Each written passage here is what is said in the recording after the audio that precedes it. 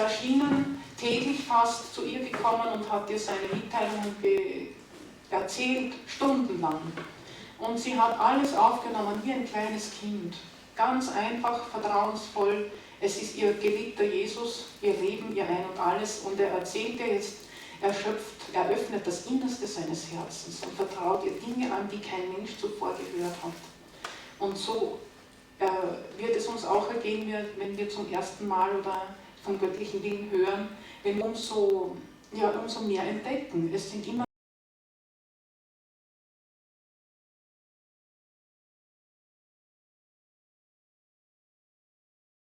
Schrift, aber Gott hat sich nicht ins Schweigen zurückgezogen, sondern er hat immer Seelen gesucht, denen er sich anvertrauen und mitteilen konnte, weil er geben will. Sein Wort, seine Mitteilung, seine Offenbarung ist immer Geschenk. Man kann das ins Gleichzeichen setzen.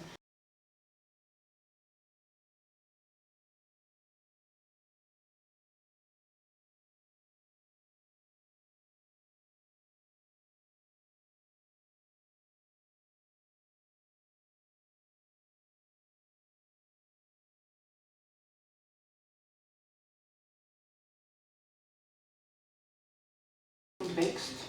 Und Gott selber ist es, der uns hilft, da hineinzuwachsen, hineinzufinden. Und unsere Seele ist wie ein dehnbares Gefäß, unendlich dehnbar kann man sagen. Und Gott selber, er pflanzt sich sein eigenes Leben da hinein, heute schon und wenn wir weitergehen, jeden Tag. Und es wächst, dieses göttliche Leben. Es dehnt sich aus. Der Himmel wird in uns gebildet. Aber ja, ich lasse mich jetzt einfach führen, was mir in den Sinn kommt. Ich kann nicht anders, weil es ist eine solche Fülle. Ich könnte euch so viel erzählen, dass man nicht weiß, wo man anfangen soll und wo man aufhören soll. Das ist auch ein Charakter des göttlichen Willens. Er ist nämlich Gott. Der göttliche Wille ist Gott selbst.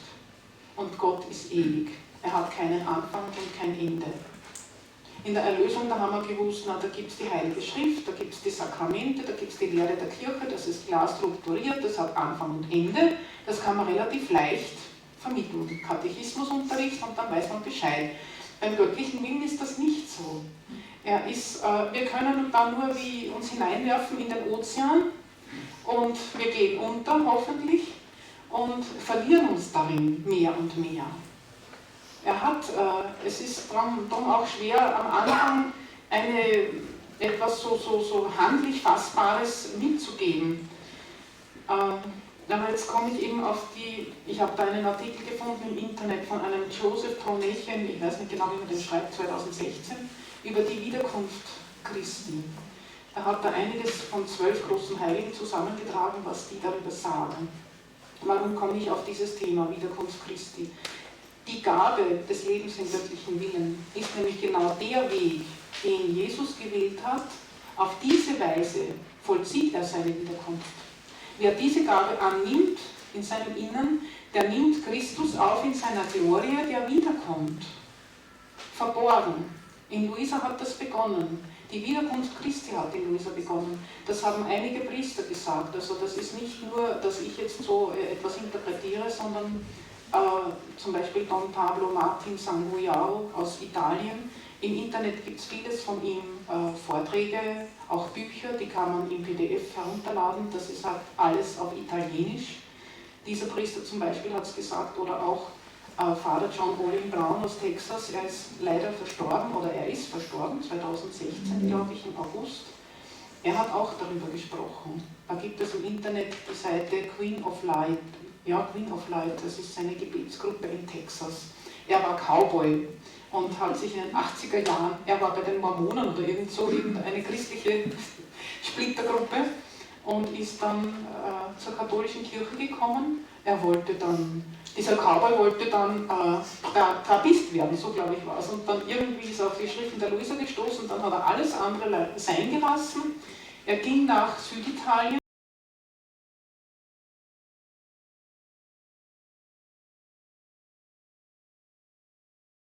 Zu studieren, zu kennenzulernen.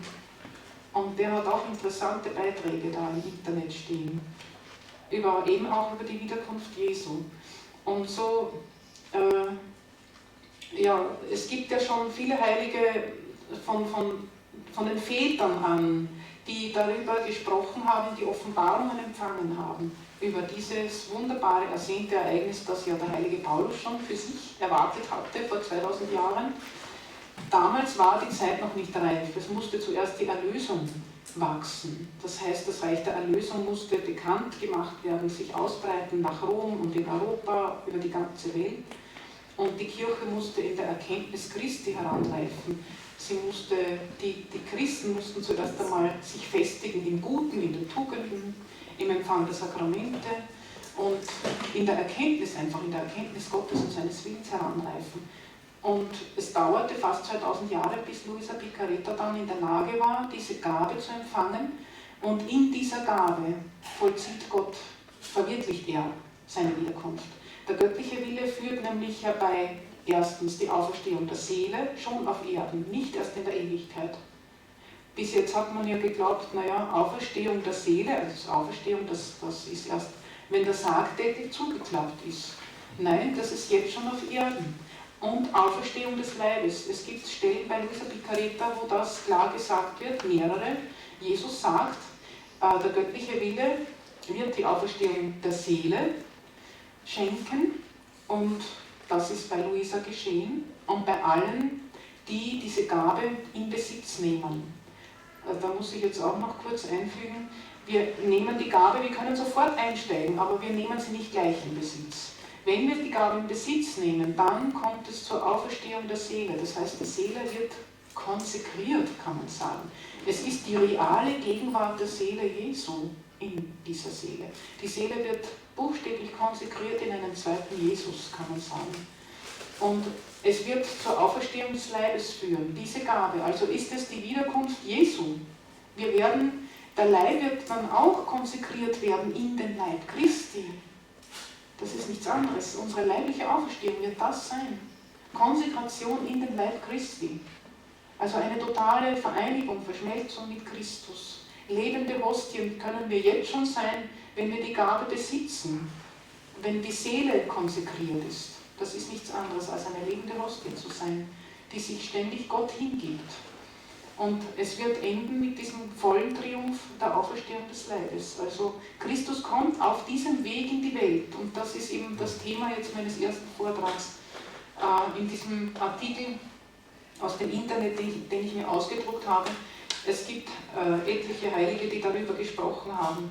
Zum Beispiel Anna Maria Taitschi, Hildegard von Bingen. Also das ist jetzt alles kreuz und quer durch die Jahrhunderte vermischt. Brigitte von Schweden, ich habe mir das markiert, sie sagte, bevor der Antichrist kommt, werden die Pforten des Glaubens für viele Heiden geöffnet werden. Also bevor der Antichrist kommt, werden sich viele Heiden bekehren, noch vorher. Das sind so wunderbare Dinge. Ich habe jetzt keine genaue Quellenangabe, ich verlasse mich jetzt auf diesen Autor. Bei manchen habe ich die Quellen nachvollziehen können, aber nicht bei allen. Anna Maria Taitschi sagte ganz ähnlich im 19. Jahrhundert, ganze Nationen werden sich der Kirche anschließen, kurz vor der Herrschaft des Antichristen. Ganze Nationen. Es wird unzählige Bekehrungen von Heretikern geben, die in die Kirche zurückkehren. Und sie erwähnt ausdrücklich Russland, England und China. Also Russland, England und China. Und da muss ich dazu sagen, dasselbe bei Luisa Piccarreta, 16. Oktober 1918. Hier sagt Jesus auch zu Luisa, England, Russland und Deutschland werden wieder katholisch sein. Und das bei Anna Maria Taitschi wird klar, es ist sogar schon vor der Herrschaft des Antichristen. Also bevor das Böse ganz auf dem Gipfel ist und triumphiert, wird es schon ganze Nationen geben, die umkehren. Und dann interessant, dieses Detail, das erwähne ich jetzt nur am Rande, manch einer, ein nüchterner Mensch kann darüber lächeln oder spotten. Es heißt ja auch in der Heiligen Schrift, in der Apokalypse Kapitel 11, von den 2 Zeugen, die auftreten werden und viele Menschen zu Gott zurückführen, die sich verirrt haben, in Unglauben, in den Unglauben geraten sind. Und es gibt etliche Heilige, die das so auslegen, Henoch und Elia, Diese beiden Heiligen des Alten Testamentes wurden leiblich entrückt. Sie sind nicht leiblich gestorben, sondern sie wurden von der Erde weggenommen. Und diese zwei Heiligen werden in der Zeit des Antichristen oder unmittelbar davor kommen. Das weicht ein bisschen auseinander. Johannes von Damaskus sagt meines Wissens, der heilige Hippolyt, De Christo et Antichristo, habe ich gefunden, Kapitel 46. Sie werden 3,5 Jahre wirken, also Henoch und Elia, bis zur Herrschaft des Antichristen. Johannes von Damaskus, verstorben 750, in der genauen Darlegung des orthodoxen Glaubens, im Kapitel 26 spricht er auch über Henoch und Elia. Er sagt während des Antichristen, also ich kann es jetzt nur auf jeden Fall so euch sagen, sicher, dass es zur Zeit ist, wo unmittelbar der Antichrist auftauchen wird und wo das Böse auf dem Gipfel seiner Herrschaft sein wird. Und Hildegard von Bingen spricht auch von diesen beiden Propheten. Sie werden sich dem Antichrist entgegenstellen und ja, die Abgefallenen praktisch auf den Weg der Erlösung zurückbringen. Sie werden den Menschen sagen, wir sind von Gott an einem verborgenen Ort bewahrt worden für diese Aufgabe, um die Häresie dieses Sohnes des Verderbens zu bekämpfen. Schwester Faustine hat auch im Eintrag ihres Tagebuchs Nummer 1146 schreibe, bevor ich als gerechter Richter komme, werde ich zuerst die Tür meiner Barmherzigkeit öffnen. Das ist auch ein Hinweis darauf, die große göttliche Barmherzigkeit. Und das wisst ihr sicher, Ludwig Maria Grignon von Montfort hat auch viel darüber gesagt, über diese Zeit, die Endzeit. Und da komme ich dann gleich noch näher darauf, dass die Macht der Mutter Gottes gerade in den letzten Zeiten aufstrahlen wird, und sie muss es, denn sie wird durch ihre demütigen Diener dem Satan, der Schlange, den Kopf zertreten. Also das ist der Antichrist. Ausdrücklich spricht er auf Seite 35 davon, meines Wissens, in dieser Ausgabe vom Linz Verlag. Herr Zischkin hat einige Exemplare davon mit, das Goldene Buch vom Linz Verlag. Da sage ich gleich mehr dazu. Maria von Agreda, sie wurde nicht heilig gesprochen, aber sie hat ein wunderbares Buch geschrieben, wenn ich es wagen darf, das hier zu erwähnen. Es ist mir persönlich sehr teuer, weil es ganz übereinstimmt mit Grignon oder mit Luisa Piccarreta, muss man sagen. Die mystische Stadt Gottes in 4 Bänden, das Leben der Gottesmutter.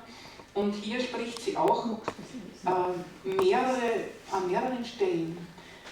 Es gibt im Band 1, im 19. Kapitel, eine Aufzeichnung, wo sie sagt, die Mutter Gottes sagt zu ihr, wenn die Kirche Nöte, Drangsale, Häresien, denn die Bedrängnis durch ihr Lehren überwunden hat, dann immer auf ihre Fürsprache.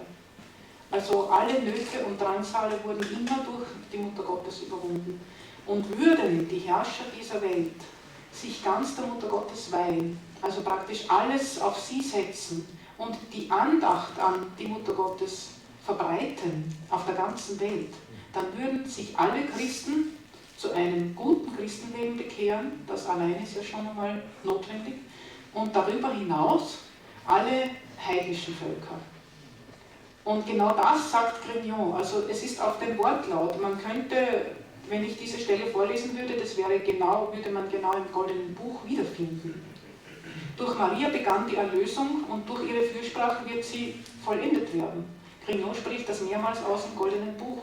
Das heißt, anders gesagt, die Wiederkunft Christi wird durch Maria geschehen. Christus wird durch seine Mutter in Herrlichkeit wiederkommen, so wie er vor 2000 Jahren im Fleisch gekommen ist. Und bei Maria von Agreda heißt es, vor dem zweiten Kommen Jesu wird Maria oder muss Maria mehr denn je in ihrer Barmherzigkeit und Macht und Gnade aufleuchten, aufstrahlen, um die Ungläubigen zum katholischen Glauben zu bringen. Also es ist auch hier so, vor dem zweiten Kommen Jesu, eigenartigerweise. Also nicht, dass wir warten müssen jetzt auf sein zweites Kommen und dann, sondern es beginnt vorher. Bemerkenswert, finde ich das. Die Macht Mariens wird in den letzten Tagen very conspicuous. Ich weiß jetzt nicht, wer Englisch beherrscht, das kann ich jetzt nicht klar übersetzen. Sie wird auf jeden Fall gewaltig und groß sein, conspicuous. Das habe ich jetzt leider vergessen nachzuschauen. Und sie wird das Reich Christi, die Mutter Gottes wird das Reich Christi über die Heiden und die Mohammedaner ausbreiten. Und es heißt auch an anderer Stelle über die Juden, Türken, also alle, ohne Ausnahme. Und es wird eine Zeit großer Freude sein, wenn Maria als Herrin und Königin der Herzen intronisiert sein wird. Genau dasselbe bei Ludwig Maria Grignon. Und jetzt komme ich zu Ludwig Maria Grignon von Montfort. Es ist nämlich dieses goldene Buch, heuer habe ich die vollkommene Hingabe erneuert, die 33 Tage Weihevorbereitung, ist natürlich viel, wenn man jetzt auf der einen Seite gerade dabei ist, Luisa Picaretta kennenlernen zu wollen. Inzwischen ist auffallend sichtbar und übersehbar. Danke, auffallend sichtbar und übersehbar. Grignon, ich kann es euch nur ans Herz legen, das goldene Buch, und zwar diese Ausgabe, weil sie sich an das Original hält. Es gibt Übersetzungen, die sicher mit viel Liebe gemacht worden sind. Ich will da niemanden irgendwie diskreditieren oder so, aber sie wurden sozusagen abgeschwächt. Es sind Sätze und Absätze ausgelassen worden und die Gebete bei der Weihvorbereitung ersetzt. Und hier haben wir die Stoßgebete, bei jedem Tag gibt es zum Schluss ein Stoßgebet. Mit diesem Stoßgebet entlocken wir Gott die Gnade, die er uns an den jeweiligen Tag präsentiert. Und die Gebete in den anderen Übersetzungen, die sind halt schön, aber wir entreißen Gott nichts. Das ist meine eigene Erfahrung. Er will sich ja entreißen lassen, er will, dass wir x-mal am Tag kommen und dieses Gebet wiederholen, das Stoßgebet, die Stoßgebete, wir stupfen den lieben Gott und immer wieder neu.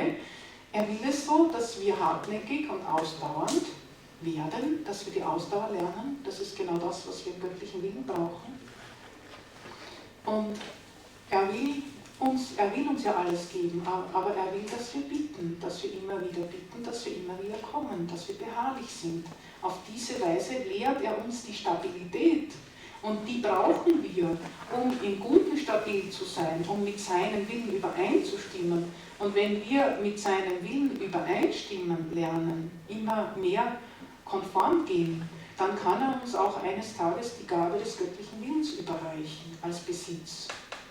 Und er ist ein weiser Erzieher, er weiß genau, was er macht. Und deshalb ist diese Schule auch durch die Mutter Gottes diese, dass wir treu und beharrlich werden. Das ist die Basis für das Leben im göttlichen Willen. Und ich habe das so erfahren eben im goldenen Buch. Ich muss es einfach so sagen, ich habe es erfahren. Jesus, also er spricht ja durch Maria. Maria ist das Geheimnis Gottes. Und er will, dass wir in sie eintreten. In sie eintreten. Das tun wir eben auf welche Weise praktisch umsetzbar. Was heißt das? Das tun wir eben, wir treten in die Andacht ein, an ihr unbeflecktes Herz. Und das bedeutet wiederum, wir lernen, Maria so zu lieben und so zu verehren wie Jesus. Wir finden immer mehr hinein in die Haltung Jesu. Und das ist genau der Zweck. Gott will uns ja vergöttlichen. Er will uns in eine wahre Kopie, in eine wahre, lebendige, vollkommene Nachbildung des Gottmenschen Jesus Christus umgestalten. Und das geschieht genau durch die Andacht an Maria, durch die vollkommene Andacht. Darum komme ich auch jetzt immer wieder darauf zu sprechen, weil das nicht zu trennen ist vom Leben im göttlichen Willen. Ich kann euch nur so sagen, es ist meine Erfahrung. Und Grignon hat auch geschrieben im Goldenen Buch, er ist 1716 verstorben, mit 43 Jahren. Mit 40 hat er einen schweren Giftanschlag überlebt. Es wurde ihm Gift ins Essen gemischt und das hat er zwar überlebt, aber seine Gesundheit hat Schaden genommen. Und er hat nur mehr 3 Jahre danach gelebt. Und es ist, was er hier aufgeschrieben hat, seine Erfahrung aus den Volksmissionen in Frankreich, die er gehalten hat. Mit Erfolg. Er sagt, das ist alles erprobt, das ist alles meine Erfahrung. Ich habe alle alten und neuen Bücher durchstudiert über die Andacht an Maria, aber er hat nichts gefunden, das dem gleicht, was er uns hier zu geben hat. Es gibt viele Formen von Andachten mit verschiedenen Übungen, das zählt da alles auf, verschiedene Praktiken. Man kann Medaillen tragen, man kann Bilder verehren, man kann verschiedene Gebete sprechen, das zählt er alles auf, ganz konkret, nachvollziehbar. Aber das, was er hier aufschreibt, das hat er in keinem Buch gefunden, das wurde ihm offenbart, hat er auch gesagt. Und er selbst ist der Glückliche, der Erste, der die Wirkung von dieser Andacht an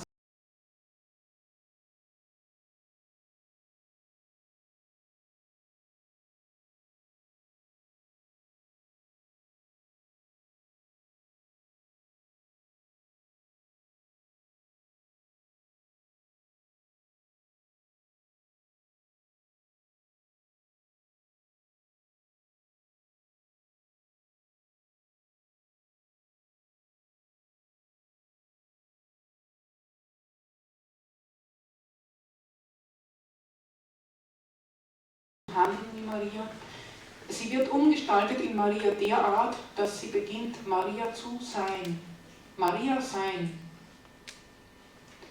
Bei Pater Kolbe, das möchte ich am Nachmittag dann näher besprechen, zeigt sich das ganz klar in seinem heiligen Leben, wie das ausschaut. Maria sein, Immaculata sein, sagt Kolbe.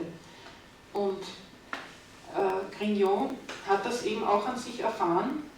Er hat erfahren, er wurde umgewandelt in Maria, das heißt, die Seele Mariens wird seine Seele, der Geist Mariens wird sein Geist, also, und das Herz Mariens wird sein Herz. Gott lieben mit reiner und glühender Liebe wie sie. Gott erkennen, Christus erkennen und seinen göttlichen Willen, das ist in seinem Gebet enthalten, Gebet zu Maria, durch den Geist Mariens.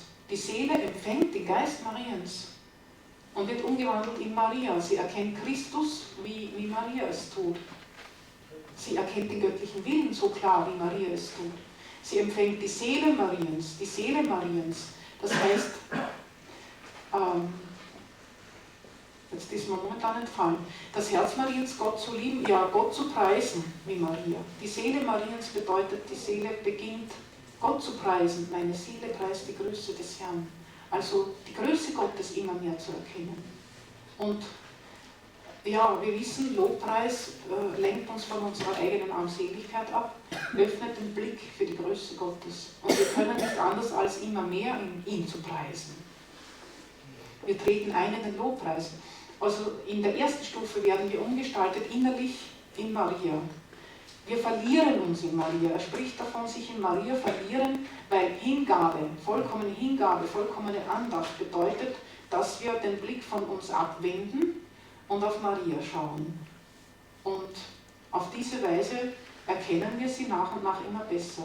Ihre Größe, ihre Macht, ihre Barmherzigkeit, ihre Gnadenfülle. Wir können nicht anders, als sie immer mehr zu lieben. Und wir können nicht anders, als immer mehr ihre Macht zu erfahren und auf sie zu vertrauen. Weil sie so groß und so gut und so liebenswert ist. Gott hat ihr praktisch ja alles gegeben. Er hat ihr den Sohn gegeben und mit dem Sohn hat er ihr die Allmacht, seine eigene Allmacht gegeben. Sie ist die Mutter des Sohnes. Das kann sie nur sein, wenn sie seine Allmacht teilt. Und in Maria umgestaltet beginnt dann die zweite Stufe, die Seele erfährt die zweite Stufe. Sie wird umgestaltet in Jesus Christus, in den Gottmenschen, innerlich. Sie erfährt das. Sie lebt das. Also da braucht man nicht fragen, habe ich jetzt das schon oder habe ich es nicht. Die Seele fragt nicht, weil sie es tut, weil sie es lebt, innerlich, erfährt. Das ist dann nicht, da brauche ich keinen begnadeten Menschen fragen. Ich weiß es, weil ich es lebe. So ist das bei Grignon gewesen. Und die dritte Stufe ist dann Gott Vater. Und da müssen wir wissen, das innere Geheimnis der Mutter Gottes, das ist nämlich genau das. Maria ist nur ein Schleier für Gott. In ihr ist nur Gott. Sie hat Gott allein gekannt. Sie kannte nie ein Geschöpf nach der menschlichen Ordnung, dass sie jetzt gesagt hat, ich habe diesen Menschen, den Josef, den hat sie nicht in der menschlichen Ordnung geliebt. Sie hat sich nie an ihn gehängt, so wie wir Menschen es tun würden. Ihr Herz an ihn verloren. Ihr Herz hat nur Gott gehört, Gott allein. Und sie wollte auch, dass nur Gott sie kennt. Sie war so verborgen, so verschwiegen, so zurückgezogen, so unbekannt, so unverstanden. Sie wollte es so. weil sie wollte nur, dass Gott sie kennt, ihr Inneres. Sie hat sich mit Gott ausgetauscht. Sie hat ihre Seele nur Gott geöffnet. Sie hat das keinem anderen Menschen erzählt, was in ihr vorgeht. Die Liebe Gottes, die sie erfährt, die Begegnungen, die sie mit Gott gehabt hat, dieses Vertraute, diese Erkenntnis, diese Wissenschaft, diese Weisheit, diese Gnaden. Sie hat geschwiegen. Nach außen war sie eine völlig unscheinbare, durchschnittliche Frau, die nichts Besonderes getan hat. Sie wollte es so. Sie wollte, dass Gott allein ihr Inneres kennt. Und warum will sie nicht ihre Weisheit Gottes verströmen nach außen? Das ist dann, ich wiederhole es, warum will sie ihre Weisheit Gottes nicht nach außen verströmen? Grignon hat das auch erklärt, es war nicht ihre Aufgabe. Sie hatte die Aufgabe, den Gottmenschen aufzunehmen, in der Verborgenheit, in der Demut, im Fleisch. Sie musste verborgen bleiben, damit Christus erstrahlen kann. Er sollte auf die Erde kommen und sich bekannt machen. Ich bin der Sohn des Vaters, ich bin Christus. Das hat er ja gesagt. Da braucht es ja auch einen Mut. Man muss sich vorstellen, er ist ein Mensch, nach außen hin wie wir alle, und da kommt einer und sagt, er ist der Sohn Gottes. Und sie ist zurückgetreten, damit er von den Menschen erkannt wird und damit die Menschen an ihn glauben. Sie selber blieb ganz im Hintergrund, das ist auch mit dem Grund. Auf jeden Fall ist das Innere Mariens so, dass sie nur für Gott lebte. Gott allein hat sie gekannt und sie hat nur für Gott gelebt. Und jetzt verstehen wir auch, wenn Grignon schreibt, es ist eine ganz außerordentliche Gnade für eine Seele, wenn sie in Maria eintreten darf. Warum? Sie hat nur Gott gekannt, nur Gott hat ihre Seele erfüllt und ihr Herz, Gott allein. Es ist niemand in ihr als Gott allein, sie ist ausschließlich die Welt Gottes. Und kein Engel, nicht einmal ein Heiliger, also nicht der größte Engel, nicht der größte Heilige, hat Zutritt in dieses Geheimnis. Sie gehört ausschließlich Gott allein. Und das ist so was Großes. Deshalb sagt Grignon, es gehört eine außerordentliche Gnade, eine außergewöhnliche Gnade dazu, in Maria, in ihr Inneres überhaupt eintreten zu dürfen. Und das bringt uns diese Andacht. Ihr Inneres ist Gott. Der Heilige Geist selbst bewacht sie. Und er entscheidet, wenn die Seele jetzt eintreten darf. Wir verdienen uns diese Gnade sozusagen durch das Üben dieser Andacht. Und wenn der Heilige Geist einer Seele gewährt, dass sie in Maria eintreten darf, dann beginnt zuerst die Umgestaltung in Maria, das habe ich schon gesagt. Das bedeutet, sie wird unbefleckt. Die Seele wird befreit von jedem Makel. Und später sage ich dann noch, das ist genau das, was wir für das Eintreten, für den göttlichen Willen brauchen, um ihn in Besitz nehmen zu können. Die Seele muss tatsächlich frei von jeder bösen Neigung sein. Das bedeutet das. Sie muss unbefleckt sein. Wir sind nicht unbefleckte Empfängnis deswegen, das ist sie allein. Aber wir werden unbefleckt. Maria macht das. Sie wandelt die Seele um, sie tut es. Und das tut sie, wenn die Seele in sie eintreten darf. Dann beginnt sie dieses Werk zu vollbringen. Also zuerst wird die Seele unbefleckt. Und wenn sie unbefleckt ist, dann öffnet sich sozusagen das Tor für die Vereinigung mit Christus. Das ist die Erfahrung aller Heiligen. Solange die Seele befleckt ist, mit den geringsten Unvollkommenheiten, vereinigt sich Christus nicht mit ihr. Er erhebt sie nicht in den Stand der Vollkommenheit, in den Stand der Vereinigung. Das ist der Stand der Heiligkeit, die Heiligen, wie sie früher waren. Johannes vom Kreuz, Therese von Avila, Franziskus und so weiter, der heilige Paulus. Sie haben die Heiligkeit gelebt, Stand der Vollkommenheit. Das ist dann der Fall, wenn die Seele ohne Makel ist. Und ohne Makel wird die Seele durch Maria. Grignon erklärt hier auch, es gibt auch Heilige, die ohne große Marienverehrung so weit gekommen sind, aber das war viel gefährlicher, viel mühsamer, viel schwieriger, viel aufwendiger, mit viel mehr Mühe verbunden. Maria ist der kürzeste, der leichteste, der sicherste, der vollkommenste Weg. In wenigen Jahren, Grignon wiederholt das mehrmals, in wenigen Jahren erhebt Maria die Seele zur Vollkommenheit. Sonst brauchen wir vielleicht Jahrzehnte. Und deshalb möchte ich das euch auch ans Herz legen, das Goldene Buch, weil es tatsächlich so ist, das bin ich überzeugt. Die Mutter Gottes macht das in wenigen Jahren, wenn wir mitwirken. Und es ist deshalb so wichtig, weil sie, wenn wir im göttlichen Willen leben wollen, den Weg für uns entscheidend abkürzt, dass wir die Gabe in Besitz nehmen können. Wenn wir unbefleckt sind, ohne böse Neigungen, dann ist die Tür offen für die Gabe des göttlichen Willens, die Inbesitznahme des göttlichen Willens. Und so ist das Innere Mariens Gott, es ist Jesus Christus, sie ist umgestaltet in Jesus. Ihr Leben, sie hat nie an sich selber gedacht, sie hat nur an Jesus gedacht, immer auf Gott geschaut.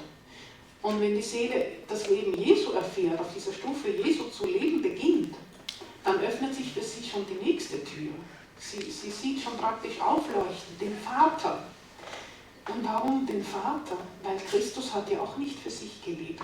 Er hat gesagt, der Sohn kann nichts von sich aus tun, sondern nur, wenn er den Vater etwas tun sieht. Er hat gesagt, wer mich sieht, sieht den Vater. Er hat gesagt, alles im Johannes-Evangelium, meine Speise ist es, den Willen dessen zu tun, der mich gesandt hat, meines Vaters. Er hat nicht auf sich geschaut, also hat er auch sozusagen menschlich gesprochen jemanden gebraucht, auf den ihn er leben konnte, sein Erdenleben. Und das war der Vater. Er hat alles zur Ehre des Vaters getan, aus Liebe zum Vater. Und so finden wir das Geheimnis Mariens in diesem goldenen Buch. Es ist Jesus und es ist der Vater. Es ist die heiligste Dreifaltigkeit in Maria. Und Maria, wenn wir in sie eintreten, treten wir in Gott ein. Es ist ihr Geheimnis, Gott. Maria ist einfach ganz umgestaltet in Gott. Und genau das ist dann genau das ist der Eintritt eigentlich dann die Pforte für das Leben im göttlichen Willen. Durch Maria, sie ist wirklich der kürzeste, der leichteste, der sicherste, der vollkommenste Weg, um in den göttlichen Willen zu kommen. Wir müssen es nicht machen, aber wenn wir überlegen, wie lang und gefährlich und mühsam der Weg ohne sie ist, dann können wir nur dankbar dieses Geschenk annehmen. Wenn wir schon älter sind, wir wissen nicht, ob sich das noch ausgehen würde, die Gabe in Besitz zu nehmen, wenn wir dann ein bisschen rechnen. Also ich bin jetzt schon 60 oder 70 und lerne die Gabe kennen, ich möchte sie in Besitz nehmen, dann ist das goldene Buch genau das Richtige. Aber auch wenn man jünger ist, weil die Gabe in Besitz zu nehmen, das ist ganz was anderes als vorher. Und so ist dieses goldene Buch wie wirklich ein Schlüssel. Mir ist noch eingefallen, bei Luisa, es deckt sich alles in den Schriften von Luisa, weil Jesus sagt auch bei der Luisa Piccareta, dass Jesus, er hat auf Erden alles für den Vater getan. Er ist immer auf den Vater zugeflogen, auf sein Ziel. Der Vater war immer sein Ziel, sein Zentrum, sein Mittelpunkt. Alles hat er getan, gebetet, gelitten, gearbeitet, immer den Blick zum Vater, das heißt den Willen des Vaters. Er hatte nur den Willen des Vaters im Auge. Also was er bei ihm gesehen hat, was er bei ihm gehört hat, das hat Jesus abgebildet. Akt um Akt, Augenblick um Augenblick. Jetzt weiß ich nicht, wie spät es ist. 7 vor 12. Ja, es ist so, die Wiederkunft Christi kommt durch die Luisa Piccareta. Und eben das, was ich euch sagen möchte,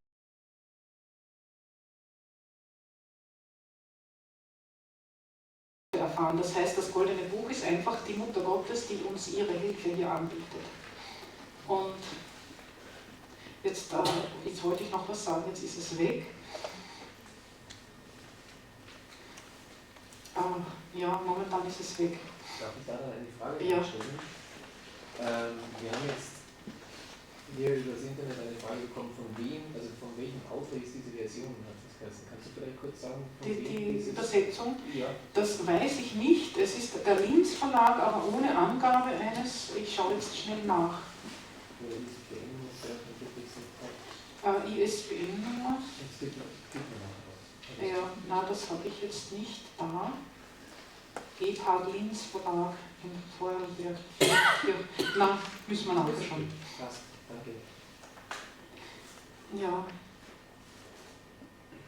Ja, das ist noch wichtig. Bei Grignon, er hat ja gelebt bis 1716. Er kannte die Gabe des göttlichen Willens noch nicht. Luisa Piccareta hat diese Gabe am 7. September 1889 empfangen. Ich nehme dieses Datum, das von Pater Joseph Januzzi erwähnt wird in seiner Dissertation und seinen Schriften. Es gibt Leute, die sagen am 8. September, am 8. September.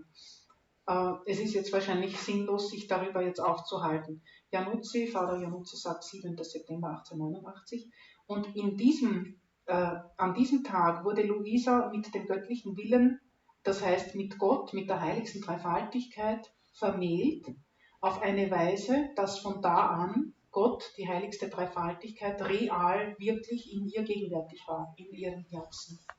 Sie hat das auch selber erfahren, sie hat die drei göttlichen Personen sprechen gehört in ihrem Innern. Das blieb von da an so. Sie hörte das sozusagen in ihrem Ohr auf der Innenseite des Trommelfells. Wir kriegen es von außen, den Schall. Bei ihr kam es von innen, wie durch die Türen eines Raumes. Sie spürte den Atem, sie hörte ihn keuchen, sie hat seinen Herzschlag gefühlt, sie hat seine Arme in ihren Armen gefühlt, bei der Arbeit und so weiter, in ihren Beinen. Also sie hat ihn physisch gefühlt. Sie hat sein Herz, seinen Atem, seine Seele. Sie hörte ihn beten, sie hat mit ihm gebetet dann. Er hat angefangen zu beten und manchmal hat er geschlafen, dann war Stille. Und wenn er gebetet hat, dann betete sie mit ihm. Sie hat das erfahren. Gott wohnte real in ihr. Und wer die Gabe in Besitz nimmt, bei dem ist es auch so. Aber das heißt jetzt nicht gleich, dass er jetzt körperlich diese Wahrnehmung hat. Ich glaube, dass da eine Reinheit der Seele erforderlich ist, die sehr außerordentlich groß ist. Und wenn wir die Gabe in Besitz nehmen, müssen wir noch nicht ohne Fehler sein. Wir haben noch Schwächen und Fehler. Und ich glaube, das ist es auch, was diese Erfahrung verdunkelt. Einfach. Diese Einheit ist zwar da, aber das sogenannte Menschliche, unsere verdorbene Natur, legt sich wie ein Schleier drüber oder wie ein Tuch oder wie ein Nebelschleier. Wir können das nicht, diese Freude, dieses Licht nicht so klar wahrnehmen oder gar nicht auch zeitweise. Wenn Sturm ist im Wasserglas unserer Seele, obwohl wir die göttliche Gabe besitzen, scheint es so, dass wir sie nicht besitzen. Ich glaube, dass es da auch so sein kann. Das heißt nicht, dass wir sie verloren haben, aber unsere Schwäche reißt uns da nieder und zieht uns da hinaus. Und ja, was ich sagen wollte, diesen Unterschied. Die Heiligen hatten die mystische Gegenwart Gottes. Die Heiligen nach der Luisa Piccarreta, wenn sie so weit gekommen sind, dann erfahren sie, also wenn sie die Gabe in Besitz nehmen, erfahren die reale Gegenwart Gottes. Das ist ein fundamentaler Unterschied. Aber es ist praktisch bei Grignon jetzt diese Grundlage, wir dürfen in Maria eintreten, wir werden in Jesus umgewandelt und in den Vater, wenn wir es zulassen. Und wenn wir jetzt die Krone dazu nehmen, die Gabe des göttlichen Willens, dann wird das alles real. Das ist die Wiederkunft Jesu, real auf der Erde, in den Seelen verborgen. Durch seine glorreiche Mutter kommt Jesus in seiner Glorie und kommt das Reich des Vaters. Jesus tut den Willen des Vaters. Es ist das Leben des Vaters in den Seelen. Das alles ist da eingeschlossen im Reich des göttlichen Willens. Es ist unglaublich viel. Und was mir noch gekommen ist in den letzten Wochen, das ist jetzt mehr ein persönlicher Eindruck. Es ist sehr viel, ich weiß, wir haben dann wieder eine längere Pause zu eurer Schonung. Aber das wollte ich euch noch sagen, weil das so was Schönes ist. Gott geht immer nach denselben Prinzipien vor. Er fängt an bei Maria, dann zu Jesus, dann zum Vater. Er geht immer vom Kleineren zum Größeren, sagt er bei Luisa. Er fängt immer mit dem Kleineren an und geht zum Größeren. Er fängt immer, wenn er eine Gabe schenkt, bei einer Person an. Eine Seele sucht er sich aus. Und dann kriegen es ein paar wenige, dann mehr, dann viele und dann alle. Er hat immer dasselbe Prinzip. Das Kleinere, das Größere, zum Beispiel auch das Werk der Schöpfung war zuerst. Es ist kleiner als die Erlösung. Die Erlösung ist größer als die Schöpfung. Und das Werk der Heiligung beginnt jetzt mit Luisa Piccarreta, mit dem Reich des göttlichen Willens. Das ist das Größte. Das kommt zum Schluss. Und was ich euch jetzt sagen will, er hält sich, Gott geht immer nach derselben Ordnung vor. In ihm ist alles Ordnung. Und so ist es auch bin ich überzeugt, aus diesem Grund, aus diesen Zusammenhängen mit der glorreichen Wiederkunft Jesu. Also wenn wir bedenken, sein Kommen im Fleisch, er brauchte, Gott verlangt auf Erden immer eine Seele, die disponiert ist, wenigstens eine. Das war Maria. Sie besaß die Gabe des Lebens im göttlichen Willen. Sie besaß Gott. Sein Leben, nicht nur mystisch. In ihr war Gott real gegenwärtig. Das heißt, der ganze Himmel, in ihr war der Himmel auf der Erde. Real, nicht mystisch, real. So konnte Gott vom Himmel oben heruntersteigen in seinen Himmel auf der Erde. Er war hier genauso real und es hat ihm nichts gefehlt. Maria war disponiert, weil sie im göttlichen Willen lebte. Und das war seine erste Ankunft im Fleisch. Und dann brauchte er, um die Gabe des göttlichen Willens zu schenken, brauchte er wieder eine Seele, eine wenigstens, die disponiert ist. Und das war Luisa Piccarreta. Praktisch, Jesus kam in seiner Glorie und hat sich in ihre Seele eingeschlossen. Er hat ihr alle Kenntnisse vom Reich anvertraut. Sie hat alles aufgeschrieben, was wir jetzt brauchen, damit das Reich auf der Erde kommen kann. Das heißt, alle Völker sich bekehren, alle Völker im göttlichen Willen leben können. Das hat sie alles bekommen. Also praktisch, Jesus ist in ihr schon gekommen, das Reich ist in ihr schon angekommen, nur war es noch in ihrer Seele. Und dann hat es schon angefangen, sich auszubreiten auf ein paar Priester, auf ein paar junge Frauen und Mädchen in ihrem Umkreis und so weiter und so fort. Und es breitet sich immer mehr aus. In die Seelen, die den göttlichen Willen annehmen, die hören davon, das ist was Großes, das will ich, das ist es, das ist die Erfüllung und so. Viele sagen so. Und dann lassen sie sich nicht entmutigen, wenn sie nichts verstehen, wenn sie das Gefühl haben, sie sind unfähig, es geht nichts weiter, sie kommen immer mehr von Gott weg, kann man auch den Eindruck haben. Aber nein, das ist so was Schönes, die lassen nicht locker, sie wollen diese Gabe. Und jetzt bin ich überzeugt, wenn es heißt, die glorreiche Wiederkunft Jesu, man stellt sich ja vor, er kommt auf den Wolken. Es heißt in der Heiligen Schrift, er kommt auf den Wolken, sichtbar, begleitet von den Engeln. Und das wird auch so kommen, das ist die Heilige Schrift. Also jetzt geht es um das Erscheinen des glorreichen Christus. Er ist verborgen, schon gegenwärtig in den Seelen, die die Gabe besitzen. Das Reich ist in dieser Weise schon da. Es ist schon da, aber nur im reinen Glauben. Man sieht nichts, man hört nichts nach außen. Die Menschen sind ganz unauffällig. Die fahren mit der U-Bahn, die gehen in die Arbeit, die gehen durch die Stadt, die gehen spazieren, die jäten den Garten, die waschen das Geschirr ab, die brechen sich den Fuß. Und das ist ganz normal. Und innen aber die Substanz dieser Seelen ist Jesus. Das ist schon da. Aber jetzt braucht es nur noch diesen Schritt, wann das Reich erscheint. Und da ist mir klar geworden, das braucht auch Seelen, die dazu disponiert und fähig sind. Gott wartet, er hat ja gesagt, es braucht eine gewisse Anzahl von Akten. Also die Seelen, die im göttlichen Willen leben, die tun Akte. Das heißt, ein Akt ist ein Herzschlag, ein Schritt, ein Atemzug, ein Gedanke. Jede Bewegung ist ein Akt im göttlichen Willen. Wenn ich den göttlichen Willen annehme, diese Gabe aufnehme, dann sind alle meine Handlungen, die banalen, alltäglichen, bedeutungslosen, sind Akte im göttlichen Willen. Das heißt, ich nehme Gott auf. Das sind alles, das ist ewig. Ich nehme den Himmel auf. Ich nehme Gott in seiner ganzen Fülle auf. Und jetzt braucht es Seelen, die im göttlichen Willen in der Weise leben, dass Christus sichtbar in seiner Herrlichkeit am Himmel erscheinen kann und seine Herrschaft auf Erden antreten kann. Das steht ja noch aus. Es gibt Einzelne, die das ganz verborgen für sich leben, die erfahren Abtötungen, Demütigungen, Ohnmacht, alles Mögliche, scheinbar, überhaupt nicht zu unterscheiden von allen anderen. Aber eines Tages muss ja Christus hervor irgendwie erscheinen und beginnen, seinen Siegesfeldzug anzutreten. Und das wird er durch Seelen tun, die im göttlichen Willen leben, die die Gabe besitzen. In einer Weise besitzen, dass sie in der Lage sind, den glorreichen Christus in sich thronen und herrschen zu lassen, ohne irgendeine Einschränkung. Das muss eine solche Identität sein, da bin ich mir auch sicher, dass Jesus jeden Gedanken verwenden kann, jedes Gefühl, jede Bewegung. Wir wissen, dass wir weit davon entfernt sind. Und menschlich gesehen ist sowas unmöglich, eine solche Identifikation mit Jesus, diese Identität zu erreichen. Und doch wird es sein. Er wird sich Seelen heranbilden.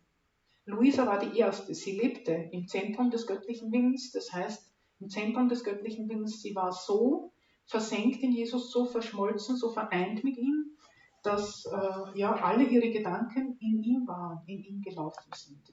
Bei uns ist das ja ehrlich gesagt noch nicht oder noch lange nicht so. Aber es ist sicher so, das ist meine persönliche Überzeugung, dass diese Seelen kommen werden, dass diese Seelen vielleicht schon auf der Erde sind und vom Heiligen Geist herangebildet werden, denn Christus kommt im Heiligen Geist. Das dritte Fiat, das Werk der Heiligung, die Gabe des göttlichen Willens, ist nichts anderes als der Heilige Geist in seiner Fülle, der sich ausgießt. Das neue Pfingsten, ihr kennt das wahrscheinlich, das neue Pfingsten, das zweite Pfingsten, das ist eigentlich die Gabe des göttlichen Willens, genau genommen. Das ist der Heilige Geist in seiner ganzen Fülle, Gnadenfülle, also Maria voll der Gnade, voll des Heiligen Geistes, Braut des Heiligen Geistes. Deshalb, er kommt durch sie, Christus kommt im Heiligen Geist. Er kommt nicht im Fleisch, er kommt im Geist. In den Seelen, über die Seelen geht es. Und der Heilige Geist wird diese Seelen so umgestalten, gemeinsam mit Maria, in ihrem Innern. Das ist eben das goldene Buch. Diese Seelen werden im Innern der Mutter Gottes umgestaltet, in Jesus Christus. Und das sind dann die großen Endzeitheiligen, die Apostel der Endzeit. Die Apostel der Endzeit, die Missionare der Gesellschaft Mariens. Sie werden umgestaltet sein in Maria und innerhalb Mariens in ihrem Schoß gleichsam geistig, in Jesus. Und diese Apostel der Endzeit werden es sein, durch diese Apostel der Endzeit kommt Christus in seiner Herrlichkeit, das heißt, erscheint er und wirkt hinein in die Welt, das heißt, er dringt ein in die Reiche der Heretiker, der Mohammedaner, der Juden, der Ungläubigen. Es sind die Apostel der Endzeit, bin ich überzeugt, das sind die Seelen, die im göttlichen Willen leben, die so mit Jesus identifiziert sein werden, dass er durch sie offenbar werden kann und seine Macht inmitten der Herrschaft des Antichristen aufbauen wird. Zug um Zug wird er sein Reich aufbauen, erobern. Ja, Ehre sei dem Vater und dem Sohn und dem Heiligen Geist, wie im Anfang, so auch jetzt und alle Zeit und in Ewigkeit. Amen. Kann sein, Können dass wir ich schon bitte beginnen, den gell? Vortrag ein Lied zu spielen. Dann im Namen des Vaters und des Sohnes und des Heiligen Geistes. Amen. Komm, Heiliger Geist, wir bitten dich. Erfülle du uns, unseren Geist, unser Herz, unser ganzes Wesen. Regiere du in uns. Und öffne uns auch, damit wir dich aufnehmen, damit wir deine Liebe erfahren können. Es ist das heutige Thema, das Eis im göttlichen Willen ist brennender als das Feuer. Das ist ja eigentlich das heutige Thema, der Titel. Und in diesem zweiten Vortrag möchte ich darauf eingehen, was ist damit gemeint. Es ist ein Eintrag vom 16. März 1913. Hier spricht Jesus davon und erklärt auch genau, was darunter zu verstehen ist. Das ist im Band 11, 16. März 1913. Der Eifer im Beten, das Eis im Willen Gottes ist Feuer, Nahrung der Seelen, so heißt die Überschrift. Und es war nämlich so, irgendwie bin ich auf dieses Thema gekommen, da hat mich gerade der Gregor angerufen, es ergibt sich etwas in München und wie wollen wir das betiteln, mit welchem Thema. Und da war gerade Pater Maximilian Kolbe für mich so im Vordergrund, ich meine im Vordergrund in einer Weise, im Vordergrund der Aufmerksamkeit. Es gibt ein antiquarisches Buch von Maria Winowska, Das Geheimnis des Pater Maximilian Kolbe. Dieses Buch habe ich gerade gelesen in diesen Tagen, vor einigen Wochen. Es gibt auch ein anderes, weil wir schon dabei sind, die Immaculata, unser Ideal von Pater Karl Stehling. Das ist auch sehr gut. Es gibt so eine Art Gesamteinblick, Übersicht über sein Werk und sein Leben. man kann das ja nicht in dieser Ausführlichkeit jetzt in der knappen Zeit behandeln. Deshalb möchte ich noch diese Bücher, diese Hinweise geben. Und von Pater Maximilian habe ich gerade gelesen, das war eben dieses Zusammentreffen. Er hat die ME ja gegründet, das kommt dann im letzten Vortrag. Da kommt dann mehr davon. Auf jeden Fall war gerade die Seite 74 da in meinem Geist, oder hatte ich gerade gelesen, das hat mich so beeindruckt. Es ist nämlich genau das, was wir im göttlichen Willen auch erfahren. Er hat ja auch im göttlichen Willen gelebt. Er sagt hier aus seiner Erfahrung, wie er in der MI und seine Ritter, seine Mitstreiter im Dienst der Immaculata, wie sie gearbeitet haben. Und es ist nämlich nicht nur die Arbeit jetzt an den Druckerpressen oder Rotationsmaschinen oder in der Setzerei oder das Verfassen von Artikeln, was wir halt jetzt im irdischen, im weltlichen Sinn unter Arbeit verstehen. Arbeit war für Pater Maximilian Kolbe noch viel mehr. Es war das Gebet, es war die Liebe zu Gott, es war die Hingabe an Gott und ein wesentlicher Teil dieser Arbeit war das Leiden. Das Leiden, der Wert des Leidens. Und das hat mich nämlich so berührt. Also das Buch von Frau Winowska ist sehr anspruchsvoll, weil wir sehen hier in diesem Buch, wie viel er gelitten hat und wie sehr das Leiden zur Fruchtbarkeit seines Wirkens beigetragen hat. Das war unglaublich. Also sie hat das ganz klar herausgebracht. Das Buch, das geht einem so nahe und es ist eine Herausforderung, weil das so deutlich herauskommt in seinem ganzen Leben.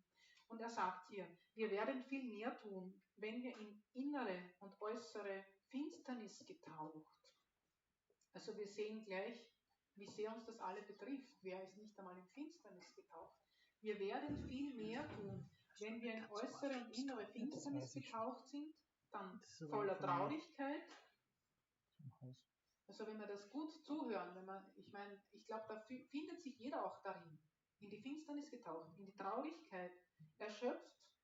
Am Ende, er hat ja gearbeitet, ohne sich zu schonen. Er war schwer krank und hat weit über seine Kräfte. Ein anderer hätte eigentlich sterben müssen an Überarbeitung. Es sind sogar Mitbrüder an Überarbeitung gestorben von ihm. Also Finsternis, Traurigkeit, erschöpft am Ende, ohne jeden Trost. Wenn wir so sind, bei jedem Schritt verfolgt werden von den eigenen Mitbrüdern, die ihn verspottet haben, von ständigen Misserfolgen begleitet, von allem verlassen, verspottet und verhöhnt werden. Also das geht wirklich ins Eingemachte, das ist hart, wenn man das hören muss. Verspottet und verhöhnt wie Jesus am Kreuz. Dann werden wir viel mehr tun. In diesem Zustand werden wir viel mehr tun als sonst. Das will er damit sagen. Vorausgesetzt, und das ist jetzt das Wichtige, dass wir mit unserer ganzen Kraft für die beten, die uns verfolgen. Also in diesem Zustand des Leidens, der Finsternis, verfolgt, verspottet, im Misserfolg und vorausgesetzt, dann hat das die Kraft, nur dann, dass wir mit unserer ganzen Kraft für die beten, die uns verfolgen und sie mit allen Mitteln durch die Unbefleckte zu Gott hinführen wollen. Also das war eigentlich die Quelle, die Essenz seiner Fruchtbarkeit. Das Leiden, das er als Lösegeld eingesetzt hat, um gerade die Seelen zu retten und zu Gott zu führen, die ihm das Leiden zufügen.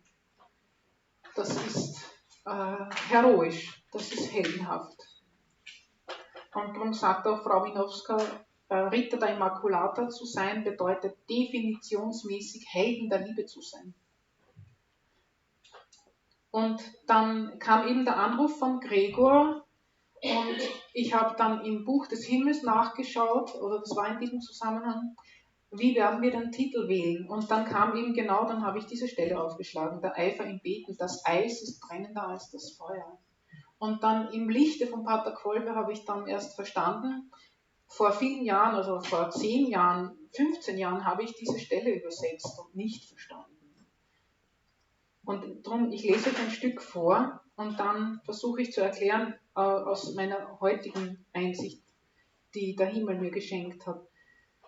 Meine Tochter, wenn die Seele mit Eifer betet, sagte Jesus, ist es Weihrauch mit Rauch. Also Weihrauch ist das Gebet, aber es ist auch Rauch dabei. Wenn sie aber betet und sich kalt fühlt, ohne zu erlauben, dass etwas mir Fremdes in sie eintritt, dann ist es Weihrauch ohne Rauch. Also das Gebet ist der Weihrauch, aber weil sie keinen Eifer hat, keine Gefühle, keine Glut, keine Freude, keinen Trost, da fehlt der Rauch. Ne? Also da sehen wir schon, der Rauch kommt von dieser Befriedigung der Eigenliebe. Also es geht uns ja gut und wir meinen, ach, ich bin von Gott so geliebt, ich bin so in seiner Nähe. Und genau da entsteht aber der Rauch durch diese Eigenliebe, die heimlich in uns sitzt. Wenn wir ohne Eifer beten, kalt, trocken, aber treu, dann beten wir schenken Gott den Weihrauch ohne Rauch. Und hier sagt Jesus, beide gefallen mir. Es gefällt ihm beides. Der Weihrauch des Gebets gefällt ihm immer. Aber der Weihrauch ohne Rauch gefällt mir mehr, denn Rauch belästigt immer die Augen. Und ja, die Luisa hat sich nämlich, das habe ich jetzt nicht vorgelesen, sie hat sich nicht gut gefühlt. Sie hat sich gleichgültig gefühlt. Da oben in den ersten Sätzen. Ich fühlte mich gleichgültig und kalt, aber trotzdem tat ich alles, was ich zu tun gewohnt bin. Und dann hat sie sich gedacht, ja, so armselig, so kalt, so gleichgültig, das kann ja Gott gar nicht gefallen. Aber ich tue es halt trotzdem aus Treue. Und dann hat Jesus ihr eben erklärt, wenn wir keine Gefühle haben, wenn es kalt ist in unserer Seele, trocken, dann ist ihm dieses Gebet, das wir im Zustand der Kälte an ihn richten, lieber als das Gebet im Zustand des Trostes. Und dann erklärt er es. Meine Tochter, das Eis, also die Kälte, in meinem Willen ist brennender als das Feuer. Also wenn wir uns kalt und trocken und Gott ferne fühlen, ja, was habe ich denn jetzt angestellt? Was habe ich denn gemacht? Irgendwas muss ich falsch machen. Ich komme immer weiter weg von Gott. Ich bemühe mich so und ich komme immer weiter weg. Ich bin trocken und kalt und fühle mich gleichgültig, muss mich zwingen zum Beten. Das könnte bei uns jetzt so uns durch den Kopf gehen. Aber er sagt, das Eis in meinem Willen ist brennender als das Feuer. Was würde dich mehr beeindrucken? Zu sehen, dass das Eis die Kraft hat zu verbrennen, oder das Feuer, das die Dinge in Feuer verwandelt? Sicherlich das Eis. Wenn wir da uns einen Eisklotz vorstellen, der jetzt die Gegenstände berührt, Holz und so weiter, und diese fangen zu brennen an durch die Berührung des Eises, da würde jeder hinschauen, was ist denn das? Also das Eis, das die Kraft hat zu verbrennen und jeden Gegenstand zu zerstören, der es berühren könnte. Ja, das Eis wird uns mehr beeindrucken. Ach, meine Tochter, in meinem Willen verändern Dinge ihre Natur. So hat das Eis in meinem Willen die Kraft, alles zu zerstören, was meiner Heiligkeit nicht würdig ist. Also darum geht es. Gott, das sagt Jesus so oft in den Schriften von Luisa Picareta.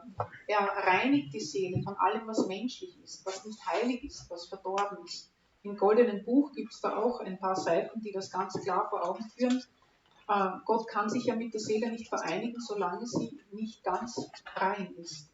Wir müssen von unserer verdorbenen Natur gereinigt werden. Auf den Seiten so 56, 58 beschreibt er das ganz klar. Also wie sich diese verdorbene Eigenliebe überall einschleicht, ohne unser Wissen und ohne unser Wollen. Wir haben die besten Absichten, aber in den besten Absichten steckt auch noch diese verborgene Eigenliebe, die alles verdirbt und immer für sich was abzweigen möchte. Deshalb ist ja diese vollkommene Hingabe an Maria, dass ich meinen Absichten entsage. Das kommt so oft vor. Sich selbst und den eigenen Absichten entsagen, bei Grillon. Und sich mit den Absichten der Mutter Gottes vereinigen. Ihre Absichten sind kristallklar und rein. Und so möchte sie uns praktisch hineinnehmen in ihre Absichten, dass wir uns selber loswerden. Diese verdorbene Natur, das ist diese Erbsünde von Adam, die sich da hinein wie ein giftiger Schwamm in ein Stück Holz oder in einen Holzboden. Zu Hause hatten wir im Kellergeschoss einen Holzboden, der war befallen von einem Holzschwamm. Das bringt man nicht mehr heraus, diesen giftigen Schwamm im Holz, man kann das nur herausschneiden, das befallene Holz, weil der Schwamm, der ist eins mit dem Holz, das bringt es nicht raus. Gibt es kein Mittel, man kann es nur entfernen. Und so ist es auch ähnlich mit unserer verdorbenen Natur. Wir können ihr nur entsagen und uns mit Maria verbinden, mit ihren reinsten Absichten, damit wir da rauskommen, loskommen. Und so ist es auch im göttlichen Willen. Jesus will uns losschälen oder befreien von unserer heimlichen Eigenliebe, von diesen verdorbenen Neigungen. Und das geschieht eben gerade dann, wenn wir uns kalt fühlen, trocken, ohne Trost, fern von Gott. Wir denken dann, wir fangen dann meistens an, das ist das Menschliche, ja, was mache ich denn falsch? Oder Gott liebt mich nicht. Dann fängt man vielleicht so an, auf die psychologische Ebene herunterzugleiten, also die ganzen Vorsätze zu vergessen, der Hingabe, der Liebe zu Gott, des Vertrauens zu Gott. Wenn ich jetzt trocken und kalt und trostlos bin, dann fängt man an, die Ursachen zu suchen. Und dann, ja, also meine Erfahrung ist die, dass man dann versucht, ist psychologisch zu denken. Und das ist eigentlich völlig verkehrt. Jesus sagt nämlich, dass das Eis in meinem Willen hat die Kraft, alles zu zerstören, was meiner Heiligkeit nicht würdig ist. Es macht, also die Kälte, das Eis, macht die Seele rein, klar und heilig. Meinem Wohlgefallen entsprechend und nicht dem ihren. Also wir glauben, wir machen alles verkehrt, es läuft was schief. Es sind meine seelischen Verletzungen oder es sind die und die psychologischen Ursachen, warum ich jetzt so und so in diesem Zustand bin, ist man versucht zu denken. Und welches Datum ist das? Das ist 16. März 1913. Und es ist, ja, wir glauben gerade, wir sind unmöglich, wir müssen was machen, wir müssen was unternehmen, diesen Zustand abzustellen. Und Jesus ist aber gerade in diesem Zustand dabei, uns nach seinem Wohlgefallen zu gestalten. Wir sind im Dunkeln und das ist, ja, das passt uns nicht, das gefällt uns nicht, das tut weh, das macht traurig, wir werden mutlos. Und ich habe gedacht, ich möchte euch das heute sagen, weil das ist so ein zentraler Punkt im geistlichen Leben. Das erfahren wir alle. Und dass wir hier verstehen lernen, für mich war das auch so eine zentrale Einsicht. Gott gestaltet uns in diesen Dunkelheiten, diesen Trostlosigkeiten, seinem Wohlgefallen entsprechend. Wir sehen nichts oft, wir wissen nicht, wohin es geht. Wir glauben, es geht in die falsche Richtung und meinen, wir müssen da was unternehmen, das abstellen, dass wir wieder ins Licht kommen, in den Trost.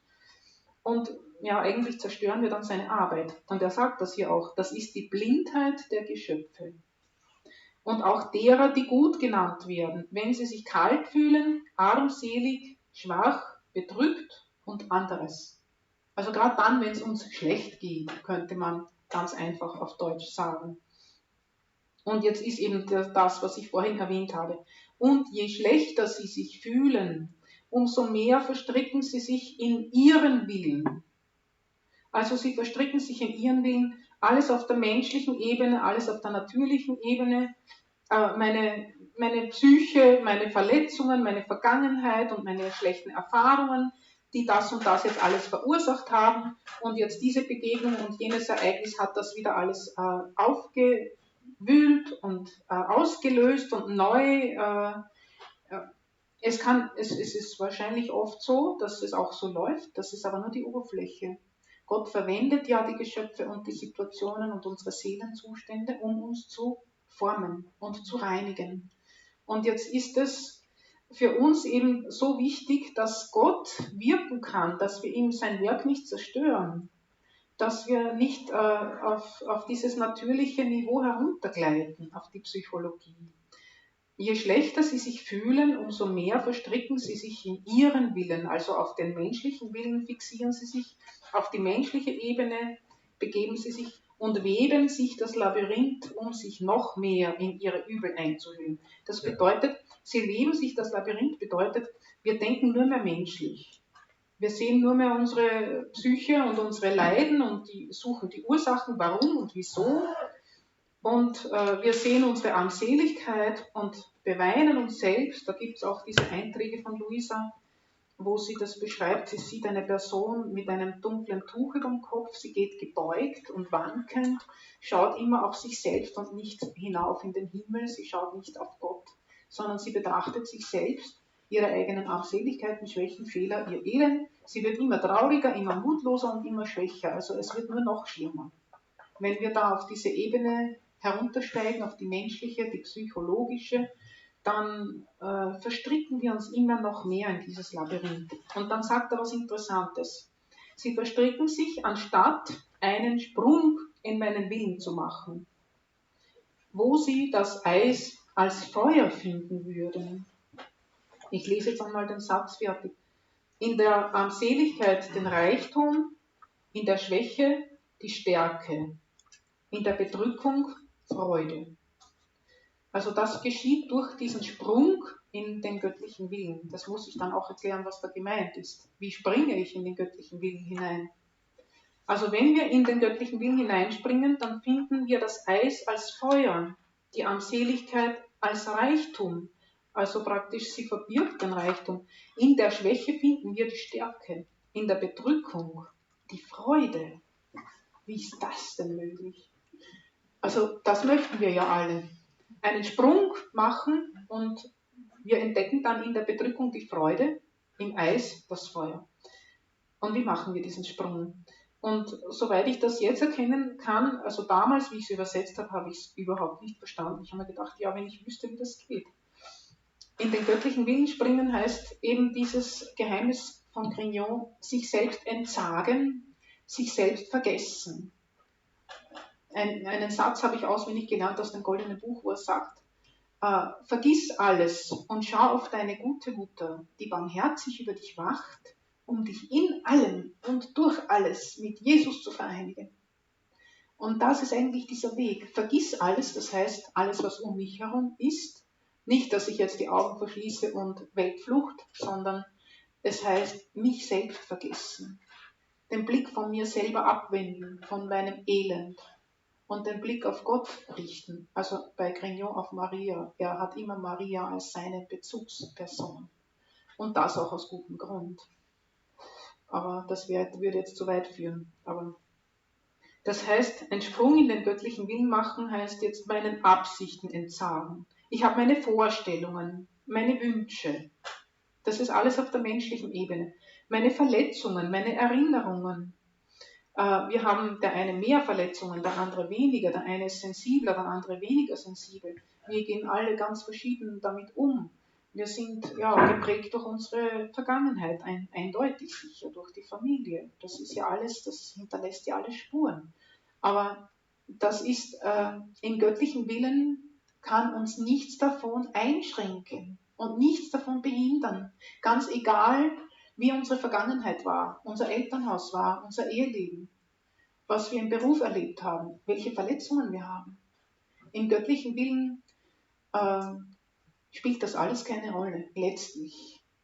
Auf der menschlichen Ebene behindert es uns ständig, mehr oder weniger. Aber im göttlichen Willen lassen wir alles hinter uns, weil wir uns vergessen, weil wir sagen, Jesus oder Maria, ich bin ganz dein. Ich gebe dir meinen Willen, ich schenke mich dir ganz. Mach mit mir, was du willst, ich vertraue dir. Und ich bitte dich um deinen Willen, ich nehme dein Leben. Und ich gebe dir das meine, ich gebe dir meine Armseligkeit, meine Verletzungen, meine Fehler, meine Schwächen, meine Unfähigkeit. Ich kann euch sagen, ich bin unfähig, im göttlichen Willen zu leben. Und ich sage euch auch, ihr seid es auch. Wir sind unfähig. Buchstäblich, schlicht und einfach, das ist die Tatsache.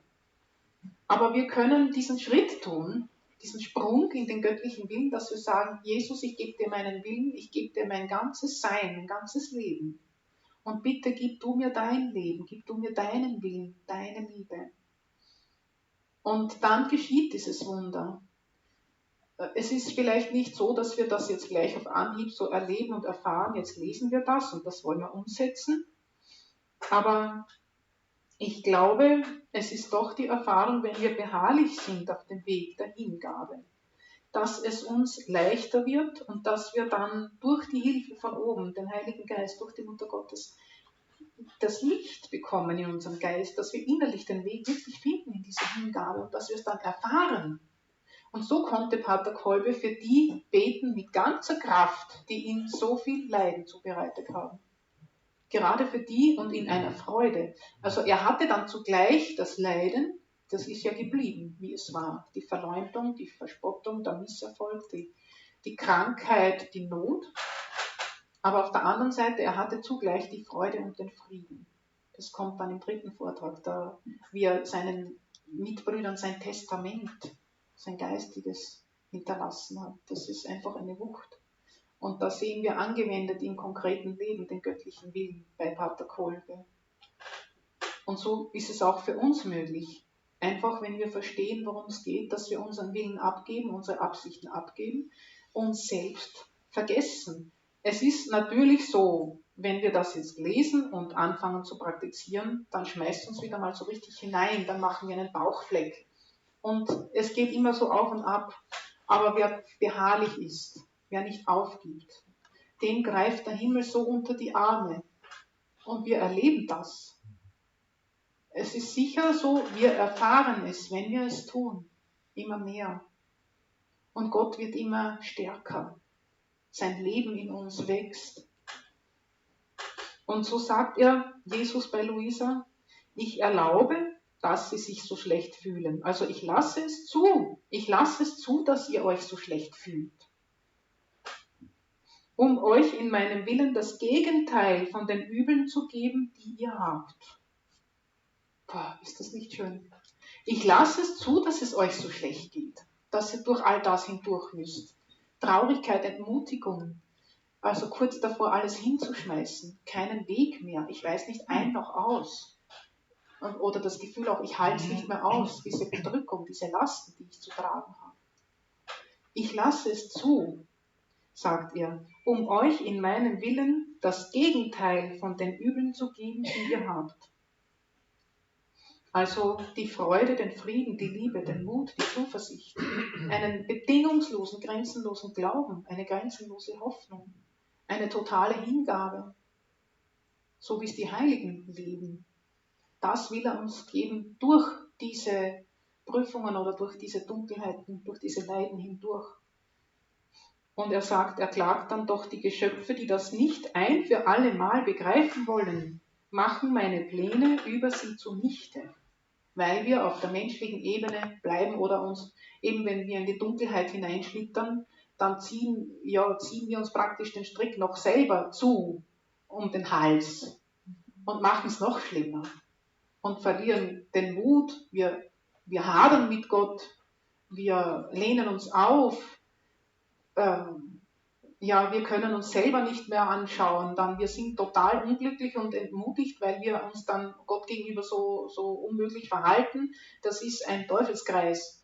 Da wird es immer schlimmer, bis wir endlich einmal kapieren. Es geht uns ja dann wahrscheinlich oft so, so kann es nicht weitergehen.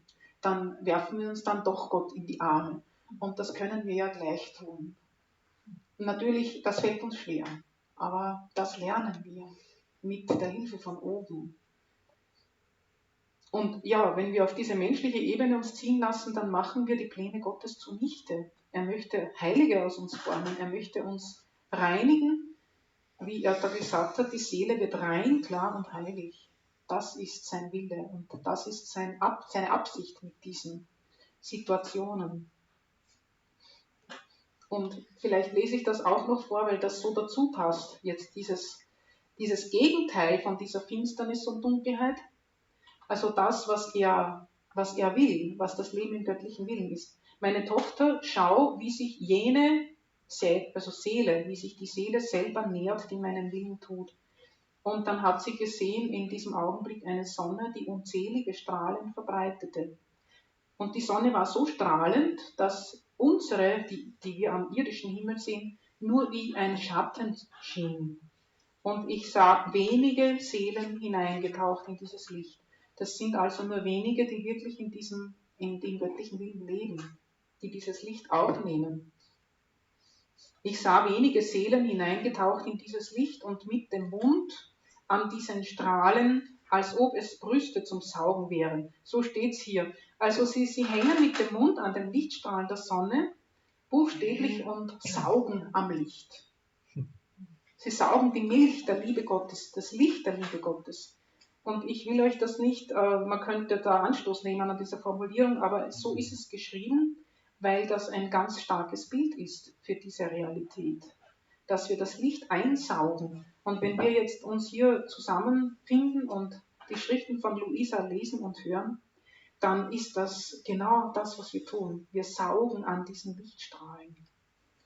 Und diese Seelen waren allen anderen Dingen entfremdet. Also für diese Seelen hat es nur die Sonne gegeben. Das heißt, die Sonne ist das ein Bild für den göttlichen Willen, für das Fiat. Jesus spricht sehr oft von der Sonne und von der Erde in den Schriften von Luisa. Die Sonne ist immer das Symbol für den göttlichen Willen. Es ist die Fülle aller Güter, die Fülle des Lebens, der Liebe. Das ist einfach Gott, der alles in sich schließt, der die Quelle von allem ist. Und die Erde im Vergleich dazu ist dann der Mensch, der im menschlichen Willen lebt, also nicht im göttlichen Willen, sondern wie die früheren Heiligen. Sie besitzen nicht das Leben Gottes in seiner Fülle. Das heißt, sie tragen nicht das Leben Gottes in Wirklichkeit, nicht real. Gott ist in ihnen nicht real. Er ist in ihnen nicht Leben, sondern sie empfangen nur die Gnade von gleichsam von außen. Das ist so ein Bild bei Luisa. Und sie sind praktisch wie die Empfänger. Wir empfangen wie die Erde. Die Erde ist angewiesen darauf, das Licht zu empfangen. Wenn jemand aber im göttlichen Willen lebt, der wird umgewandelt in Sonne. Der wird selber zu Licht, der wird selber eine Sonne. Das heißt, er besitzt die Quelle. Er wird nicht Gott, er bleibt ein Geschöpf, aber es ist ein glückliches Geschöpf, das die Quelle, das Gott besitzt. Das ist ganz was anderes. Und diese Seelen, die an den Strahlen gesaugt haben, das waren nur wenige, die waren allen anderen Dingen entfremdet. Das heißt, sich selbst, ist jetzt mein Kommentar, steht nicht da, aber sich selbst, der Welt und ihren Leidenschaften, ihren verdorbenen Neigungen. Für sie gibt es nur mehr Gott und seinen Willen, seine Liebe. Und während es schien, dass sie nichts taten, trat aus ihnen das ganze göttliche Wirken hervor. Das bedeutet, sie besitzen die Quelle. Die anderen, die tun, die großen Heiligen, da gibt es die Wundertäter, die Missionare, die haben die Heilungsgabe, alle möglichen Charismen, alle großen Wunder, aufsehenerregend. Die tun. Aber die Seelen im göttlichen Willen, die scheinen nichts zu tun. Sie lassen die anderen die Wunder tun. Da ist, weiß ich nicht genau die Stelle, da gibt es also die sind wie die Quelle, die im göttlichen Willen leben, und die anderen sind wie die Kanäle, durch diese Kanäle wird dann das Wasser überall hin verteilt und ergießt sich dort und da. Aber die Seelen im göttlichen Willen sind ganz verborgen, wie diese unterirdischen Quellen. Von ihnen kommt alles. Durch sie schenkt Gott der ganzen Welt die Gnaden, die Charismen, die Apostolate. Die einen sind im Dienst für die Kranken, die anderen sind Prediger, die anderen sind Lehrer, die anderen sind Märtyrer. Jeder hat seinen Dienst, seine Aufgabe, seine Berufung und die Wundertäter und so weiter. Aber diese alle verdanken die Gnaden, die sie haben, den Seelen, die im göttlichen Willen leben. Es geht alles von Gott aus, aber es geht alles durch die Seelen, die im göttlichen Willen leben, wie durch Mittler aller Gnaden, so in der Richtung. Sie sind Gnadenmittler. Sie besitzen diese Quelle, sie besitzen Gott.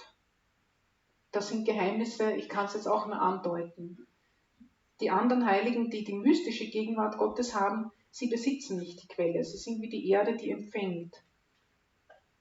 Und die Seelen im göttlichen Willen sind nach außen hin unscheinbar, unauffällig, verborgen. Man sieht nichts an ihnen. Und mein liebenswürdiger Jesus fügte hinzu, hast du die Seligkeit derer gesehen, die meinen Willen tun? So ernährt sich jemand, der meinen Willen tut, von Licht, das bedeutet von mir. Er sagt auch an verschiedenen Stellen, die Seelen, die im göttlichen Willen leben, die brauchen nichts, die brauchen nicht andere Menschen, die brauchen nichts, keine Geschöpfe, sie brauchen nur Gott, Gott allein.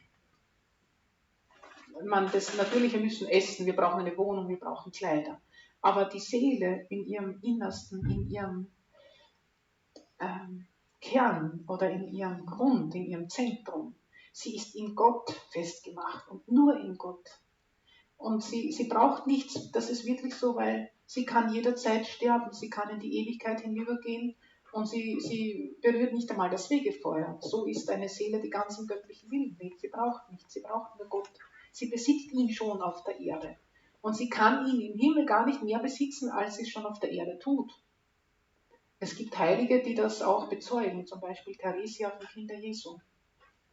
Fällt mir ein, die hat irgendwo geschrieben, sie besitzt ihren Herrn schon jetzt auf der Erde, so im Himmel kann sie ihn gar nicht mehr besitzen. Schwester Faustine genauso, in ihren hymnusartigen Gedichten hat sie das auch irgendwo geschrieben, in den Tagebüchern.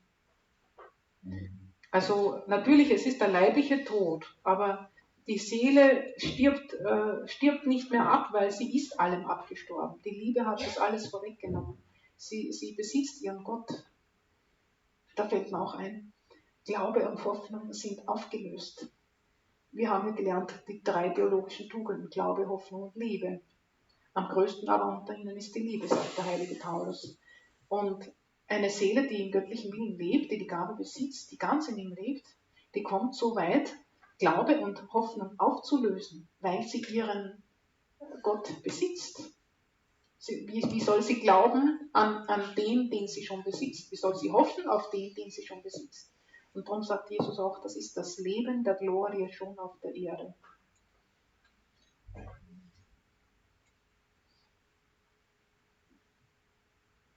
Ja. Und dann habe ich mir ein paar Einträge zusammengesucht. Also das sind unzählige, die eigentlich in diese Richtung gehen, die das weiter erklären und beschreiben. Vor allem in den ersten Bänden, dieses Geheimnis, diese Zielsetzung, die Gott hat, dass er uns von allem, was menschlich ist, entleeren möchte. Band 10, Band 11, da ist ganz viel davon die Rede. Also das Menschliche ist jetzt nicht, dass wir unsere menschliche Natur zerstören müssen. Wir sind Menschen, wir sind Geschöpfe, Leib und Seele. Aber unsere Natur soll geheiligt werden. Also mit anderen Worten, vergeistigt und vergöttlicht werden. Sodass in unserer Seele nichts Irdisches, nichts Materielles, nichts Fleischliches mehr ist. Beim heiligen Paulus in seinen Briefen finden wir Seite für Seite diesen Konflikt zwischen den 2 Prinzipien von Geist und Fleisch. Das Fleisch, das ist unsere verdorbene Natur, die sich an das Sichtbare, an das Irdische hängt. Und der Geist ist eben das, was eigentlich, das ist das Leben des Heiligen Geistes, das Gnadenleben, das uns durch die Taufe geschenkt ist. Die Taufgnade, die sich entfalten soll, der Heilige Geist, der uns ausfüllen möchte, der uns seine Gaben und seine Früchte mitteilt und der uns von allem Irdischen, von unserem Ich loslöst. Es gibt ja auch in der Nachfolge Christi, fällt mir gerade ein, diesen Ausspruch, wenn du alles losgelassen hast, dann bleibt dir am Ende nur noch eines, dich selber zu verlassen. Und das ist das Schwierigste. Wenn wir alles losgelassen haben, die Erde, die Menschen, die Familie, den Besitz, aber uns selber loszulassen, das ist die Herausforderung. Und darum geht es gerade in den Schriften von Luisa Piccarreta. Und da fällt mir auch gerade ein, es gibt mehrere Bücher, jetzt auch in diesen hellblauen Büchern ist das erklärt. Zum Beispiel Ich klopfe an, das ist der Band 9, da wird das auch beschrieben, wie wir von den menschlichen Anhänglichkeiten wegkommen können, sodass Jesus in uns leben kann, er in uns denken kann. Er will sagen können, diese Seele, zu dieser Seele, das sagt er auch oft, mein Leben, du bist mein Leben, du bist mein Fleisch, mein Blut, meine Knochen. So klar drückt er sich aus. Also du bist meine Seele, du bist mein Kalvaria, du bist meine Auferstehung, schon auf der Erde. Du lebst, also in dir, ich lebe in dir, ich bin es, der in dir lebt. Du bist mein Fleisch, meine Knochen. Das gilt wirklich für jeden von uns. Es geht nur darum, dass wir das annehmen können, akzeptieren können, glauben können. Der Mensch, unser Ziel ist es ja die Umgestaltung in Jesus. Und im Himmel sind alle ganz umgestaltet in Jesus. Das heißt, im Himmel sind ja die Seelen und nicht die Körper, aber im Himmel fühlt jeder Selige fühlt das Leben Gottes in sich und das eigene gar nicht mehr. Sie sind so angefüllt mit Gott, dass sie sich selber gar nicht mehr fühlen. Und in diese Richtung will uns dieses Buch, auch Band 9, helfen. Dann gibt es Band Band 5 ist eine Einführung in das Reich des göttlichen Willens, für den Anfang, glaube ich, ganz gut.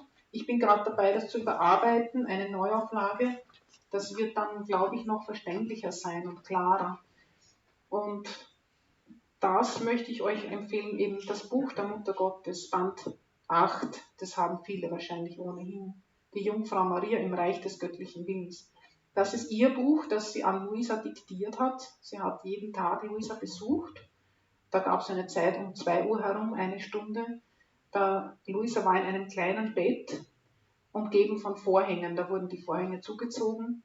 Und Luisa Piccarreta empfing, also die Mädchen, die bei ihr gearbeitet haben, mit ihr in ihrem Umkreis waren, die haben alle das Zimmer verlassen, die Türe wurde geschlossen und dann kam die Mutter Gottes circa 1 Stunde jeden Tag zu Besuch.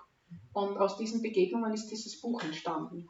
Die 31 Tage im Monat Mai, diese Betrachtungen. Und nämlich Maria ist es, die, wie bei Grignon, wie wir da gehört haben, sie ist es, die uns in Gott, also in ihr, sie will uns ihr Geheimnis lehren. Und nicht nur lehren, sondern sie will uns teilnehmen lassen an ihrem Geheimnis. Dieses Geheimnis Mariens, das ist einfach Gott, das ist Jesus, das ist Gott Vater, das ist der Heilige Geist, das ist die heiligste Dreifaltigkeit. Und da Maria will uns in sich aufnehmen, sie ist die Forma Dei, die Gussform Gottes, die lebendige Gussform Gottes. Und so werden wir in Maria, in Jesus umgestaltet. Das hat Grignon schon erlebt, auf mystische Weise, habe ich euch schon gesagt. Bei Luisa Piccarreta geschieht dasselbe, aber die Umgestaltung, das Leben Gottes in der Seele ist nicht mehr mystisch, sondern real. Und die Mutter Gottes ist diejenige, durch die Gott in die Welt gekommen ist. Grignon hat das gesagt. Zum ersten Mal und bei seiner Wiederkunft wird er wieder durch sie kommen.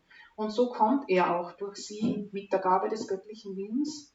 Und sie ist es, sie wird es sein, die die Seelen bis auf diesen Punkt führen wird, erheben wird, dass sie ihr eigenes menschliches Denken, Empfinden ganz verlieren werden. Sie werden sich ganz vergessen.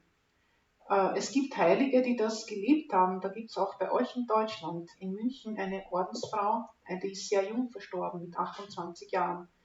Ich habe es auch schon in manchen Vorträgen erwähnt. Schwester Bonaventura Fink, eine Schulschwester aus München. Es gibt im Antiquariat sicher auch noch Bücher. Ihre Mitschwester Solina Mehr, also mit M-E-H, nicht wie das Meer, sondern wie das mehr oder weniger. Schwester Solina Mehr hat über sie geschrieben. Und die hat das eigentlich gelebt. Diese Schwester war mit 28 Jahren, also binnen 2 Jahren, wurde sie total umgestaltet durch das Goldene Buch. Da ist sie in den göttlichen Willen eingetreten. Und sie hat sich so hineinnehmen lassen in Gott, dass sie sich selbst buchstäblich verloren hat, vergessen hat. Ihr persönliches Eigenbewusstsein war aufgelöst. Das ist die höchste Stufe der Gottvereinigung nach Johannes vom Kreuz. Johannes vom Kreuz lehrt, glaube ich, 10 verschiedene Grade oder Stufen der Gottvereinigung.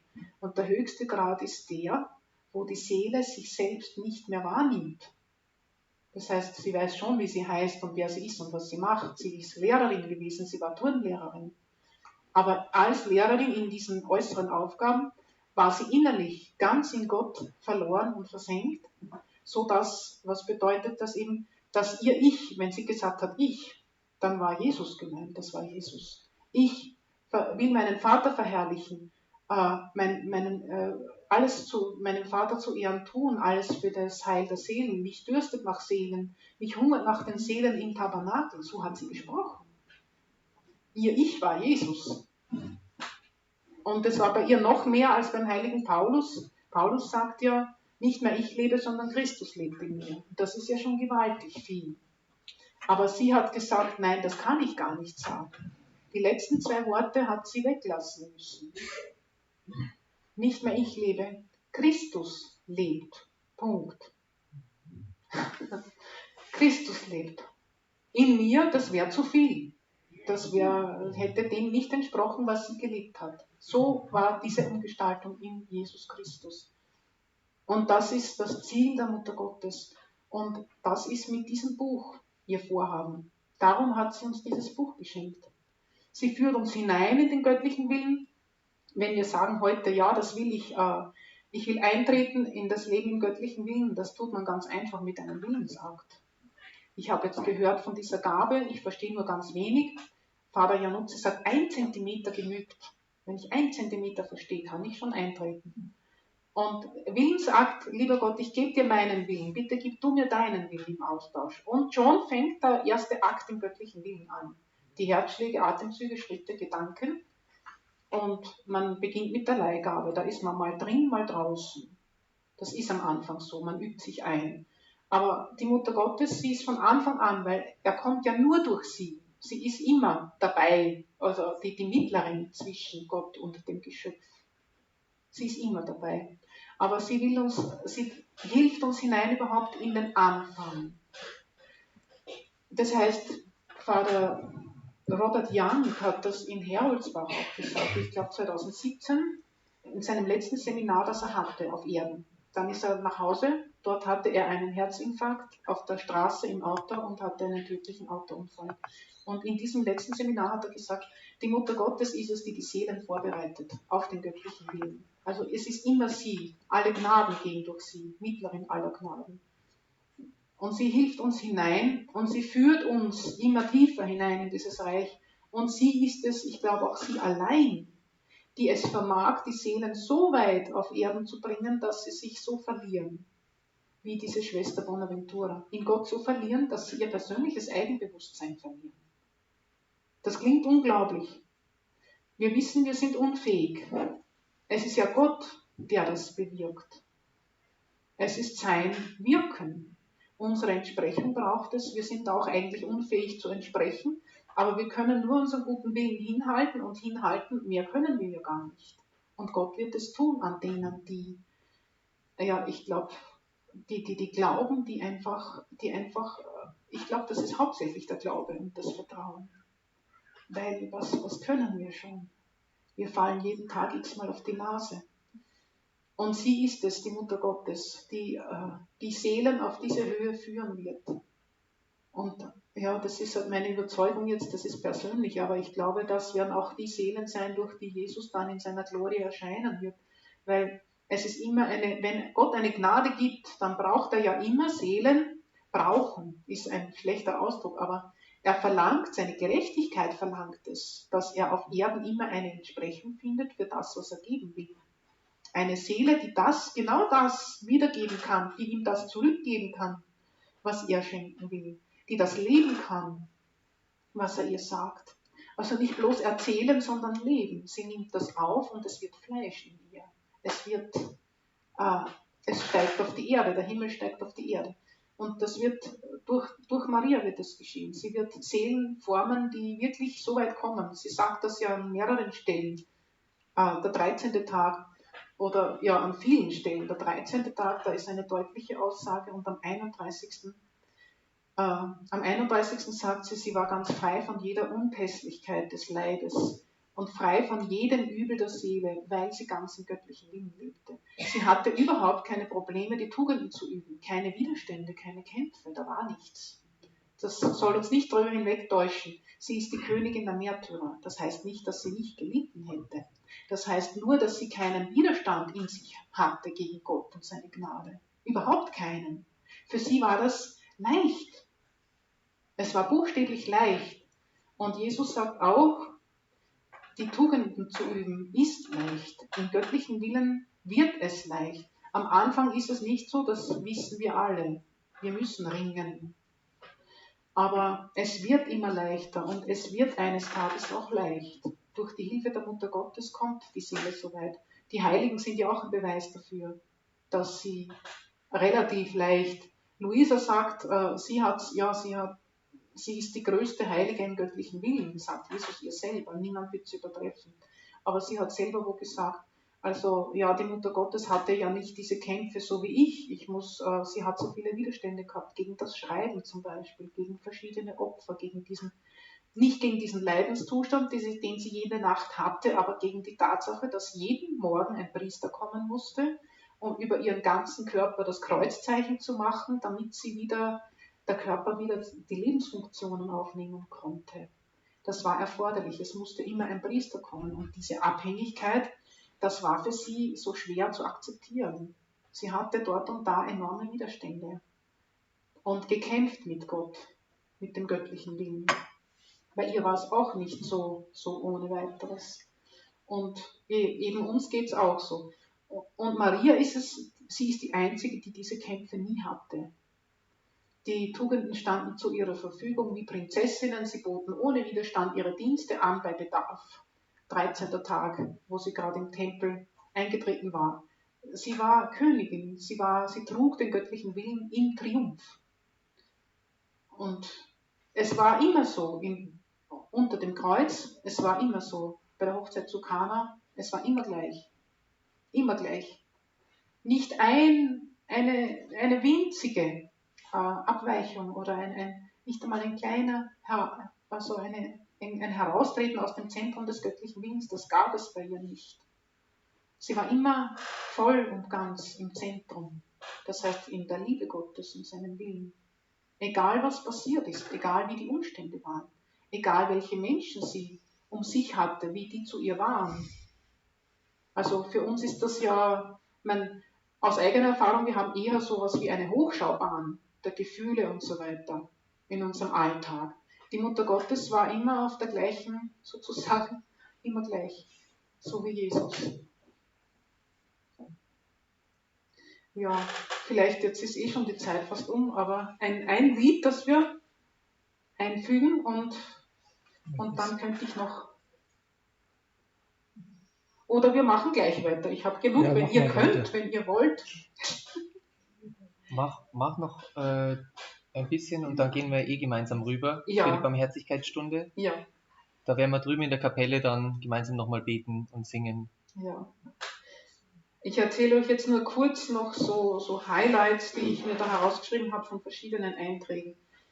Worum geht es Gott? Er möchte uns von allem, was menschlich ist, entleeren. Und da gibt es Einträge, die das sehr deutlich machen. Der 19. Jänner 1912, ich nenne die Daten, ihr könnt selber nachlesen. 19. Jänner 1912, die Seelen sollen alles Menschliche verlieren und sich selbst nicht mehr fühlen. Also wenn wir das Menschliche verlieren, dann fühlen wir uns selbst nicht mehr. Und da gibt er dieses Beispiel, Jesus drückt die Seelen ganz an sich, also wie mit einem Seil bindet er die Seele an sein Herz, ganz eng. Aber dann fangen wir an zu schauen, wie kalt, wie warm bin ich, wie fühle ich mich, und ich schaue mich selber an. Und das lockert diesen Knoten, weil ich mich selber betrachte. Also er möchte uns in diesen Zustand, eben wie diese Schwester Bonaventura Fink, bringen, wie Luisa auch, sich selbst nicht mehr fühlen. Und ähnlich heißt es auch im Band 11, dann 14. Februar 1912, im Besitz hört die Empfindsamkeit auf. Also dieses menschliche Empfinden. Die Kälte ist brennender als der Eifer, da kommt auch wieder dieses Thema. Und gleich darauf, am 18. Februar 1912, die Seele, die Luisa hat das nämlich so erfahren, sie empfindet weder Angenehmes noch Unangenehmes mehr. Denn ihr Leben hat aufgehört. Es ist ihr Leben zu Ende. Gott lebt in ihr. Jetzt ist sie unempfindlich gegen Widerwärtiges oder Angenehmes. Die Menschen, die sie umgeben oder die Ereignisse, die ihr widerfahren. Sie wird unempfindlich. Und deshalb kann sie dann auch immer gleich sein. Und es ist leicht für sie. Wenn wir empfindlich sind, dann geht es bei uns los. Ne? Dann kommt der Sturm im Wasserglas oder die Turbulenzen im Sportflugzeug und diese Dinge. Wir sind nicht in der Lage. Also wir können uns anstrengen, dass wir nicht abstürzen. Aber es geht halt hoch und nieder und manchmal ganz schön. Weil wir eben noch nicht abgestorben sind. Das ist das Verdorbene, das ist das Menschliche. Für uns scheint das normal. Ja, das ist ganz normal, das Menschliche. Man ärgert sich, man ist wütend, man ist traurig, man ist entmutigt, man ist verunsichert, man macht sich Sorgen, man fürchtet sich. Für uns ist das ganz normal, aber das ist das Menschliche und gehört eigentlich zur verdorbenen Natur.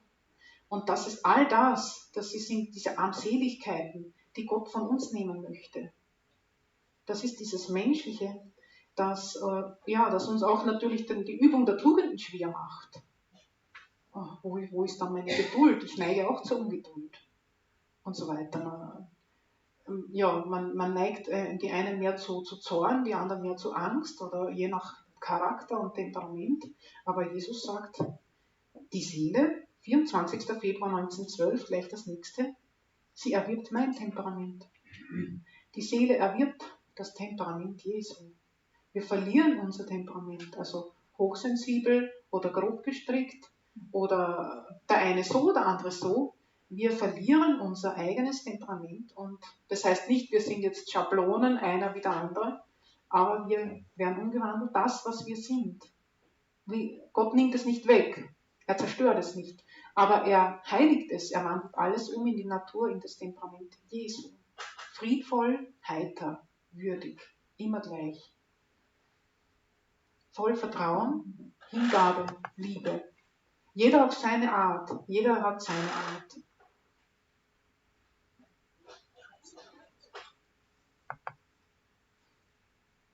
Und so sagt er auch, ich meine, das ist jetzt unzählig, das könnte man da noch erzählen, da habe ich ja noch eine ganze Menge. Was für dieses Thema jetzt besonders zutrifft. 4. Juli 1912. Der göttliche Wille muss das Grab der Seele sein. Das bedeutet, bis sie allem, was menschlich ist, abstirbt. Dem Leiden, den Tugenden, ihren geistlichen Gütern. Was soll das heißen? Die Seele vergisst sich selbst, sie verliert sich selbst. Sie schaut gar nicht mehr, jetzt übe ich diese Tugend oder übe ich jene Tugend. Sie ist so hineinverloren in Jesus. Jesus lebt in ihr und sie mit ihm. Sie liebt ihn, er liebt sie. Fertig. Da fragt sie nicht mehr nach den Tugenden. Übrig bleibt die Liebe. Bitte. Guck mal, wenn überhaupt so nach dem Leben oder ist es nicht unendliches Leid? Weil die Welt ist einfach anders. Oder ist man da dann geschützt? Aha, die Frage, kann man da überhaupt noch auf Erden leben, weil auf der Erde ist so viel Böses und das bedeutet ja für eine so reine Seele unendliches Leid eigentlich, im göttlichen Leben. Ja, ist auch so. Es ist auch so, weil das ist, glaube ich, auch das Geheimnis der Mutter Gottes. Sie ist die Königin der Märtyrer. Sie hat alle Beleidigungen Gottes wahrgenommen. Sie hat wahrgenommen, wie sehr ihr Sohn leidet. Und das ist ein göttliches Martyrium. Luisa Piccarreta ähnlich. Die Heiligen alle ähnlich. Das ist eine gute Frage. Aber man kann es aushalten, weil die Liebe Gottes brennt in der Seele. Maria hat gesagt zu Luisa in ihrem Buch, wir haben auch geweint und es hat nicht gefehlt an Tränen und an Leiden. Aber das waren Tropfen im Vergleich zu den Ozeanen der Liebe, die wir in uns hatten. Die Liebe und die Freude, die Glückseligkeit sind Ozeane. Das andere im Vergleich bleiben nur Tropfen.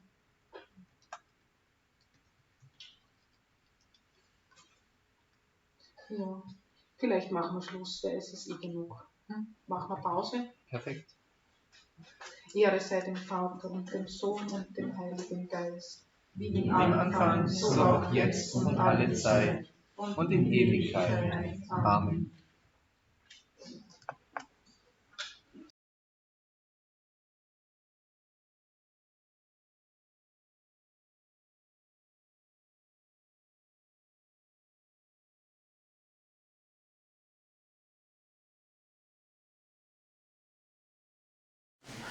Wortschmalz drauf. Seite 56.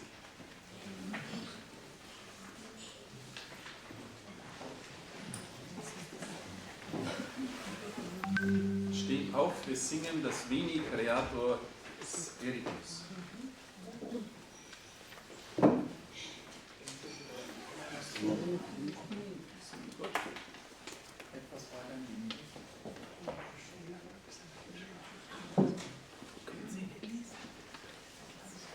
Veni Creator Spiritus, mentes nuorum visitat, in Christum per vacatia,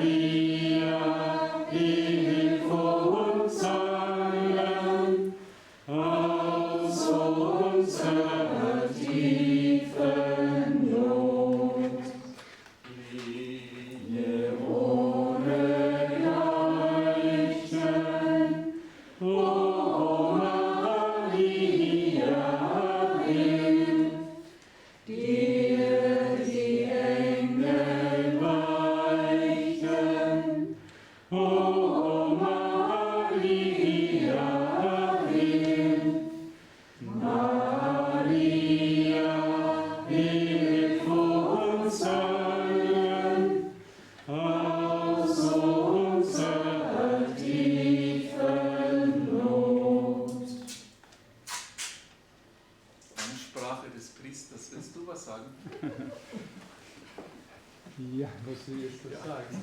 Das ist ja spontan. Co-Pilot. Ja. Also ich habe diese Weihe auch abgelegt in diesem Jahr am 15. August. Das ist auch ein besonderer Tag. Wir sind jetzt kurz vor dem 8., ja, mitten in der Novene auf dieses Hochfest hin. Und da ist es natürlich sehr schön an diesem Herz-Mariä Sühne-Samstag und ja, in Verbindung mit dem Hochfest der unbefleckten Empfängnis diese Weihe abzulegen an die Gottesmutter, die Immaculata. Das war das große Anliegen Pater Maximilian Kolbes. Er wollte nicht einfach der Gottesmutter gehören. Ja. Er hat dann formuliert, auch im Gebet, ja, wie eine Sache, wie ein Eigentum ihr zu gehören, nicht wie ein Sklave.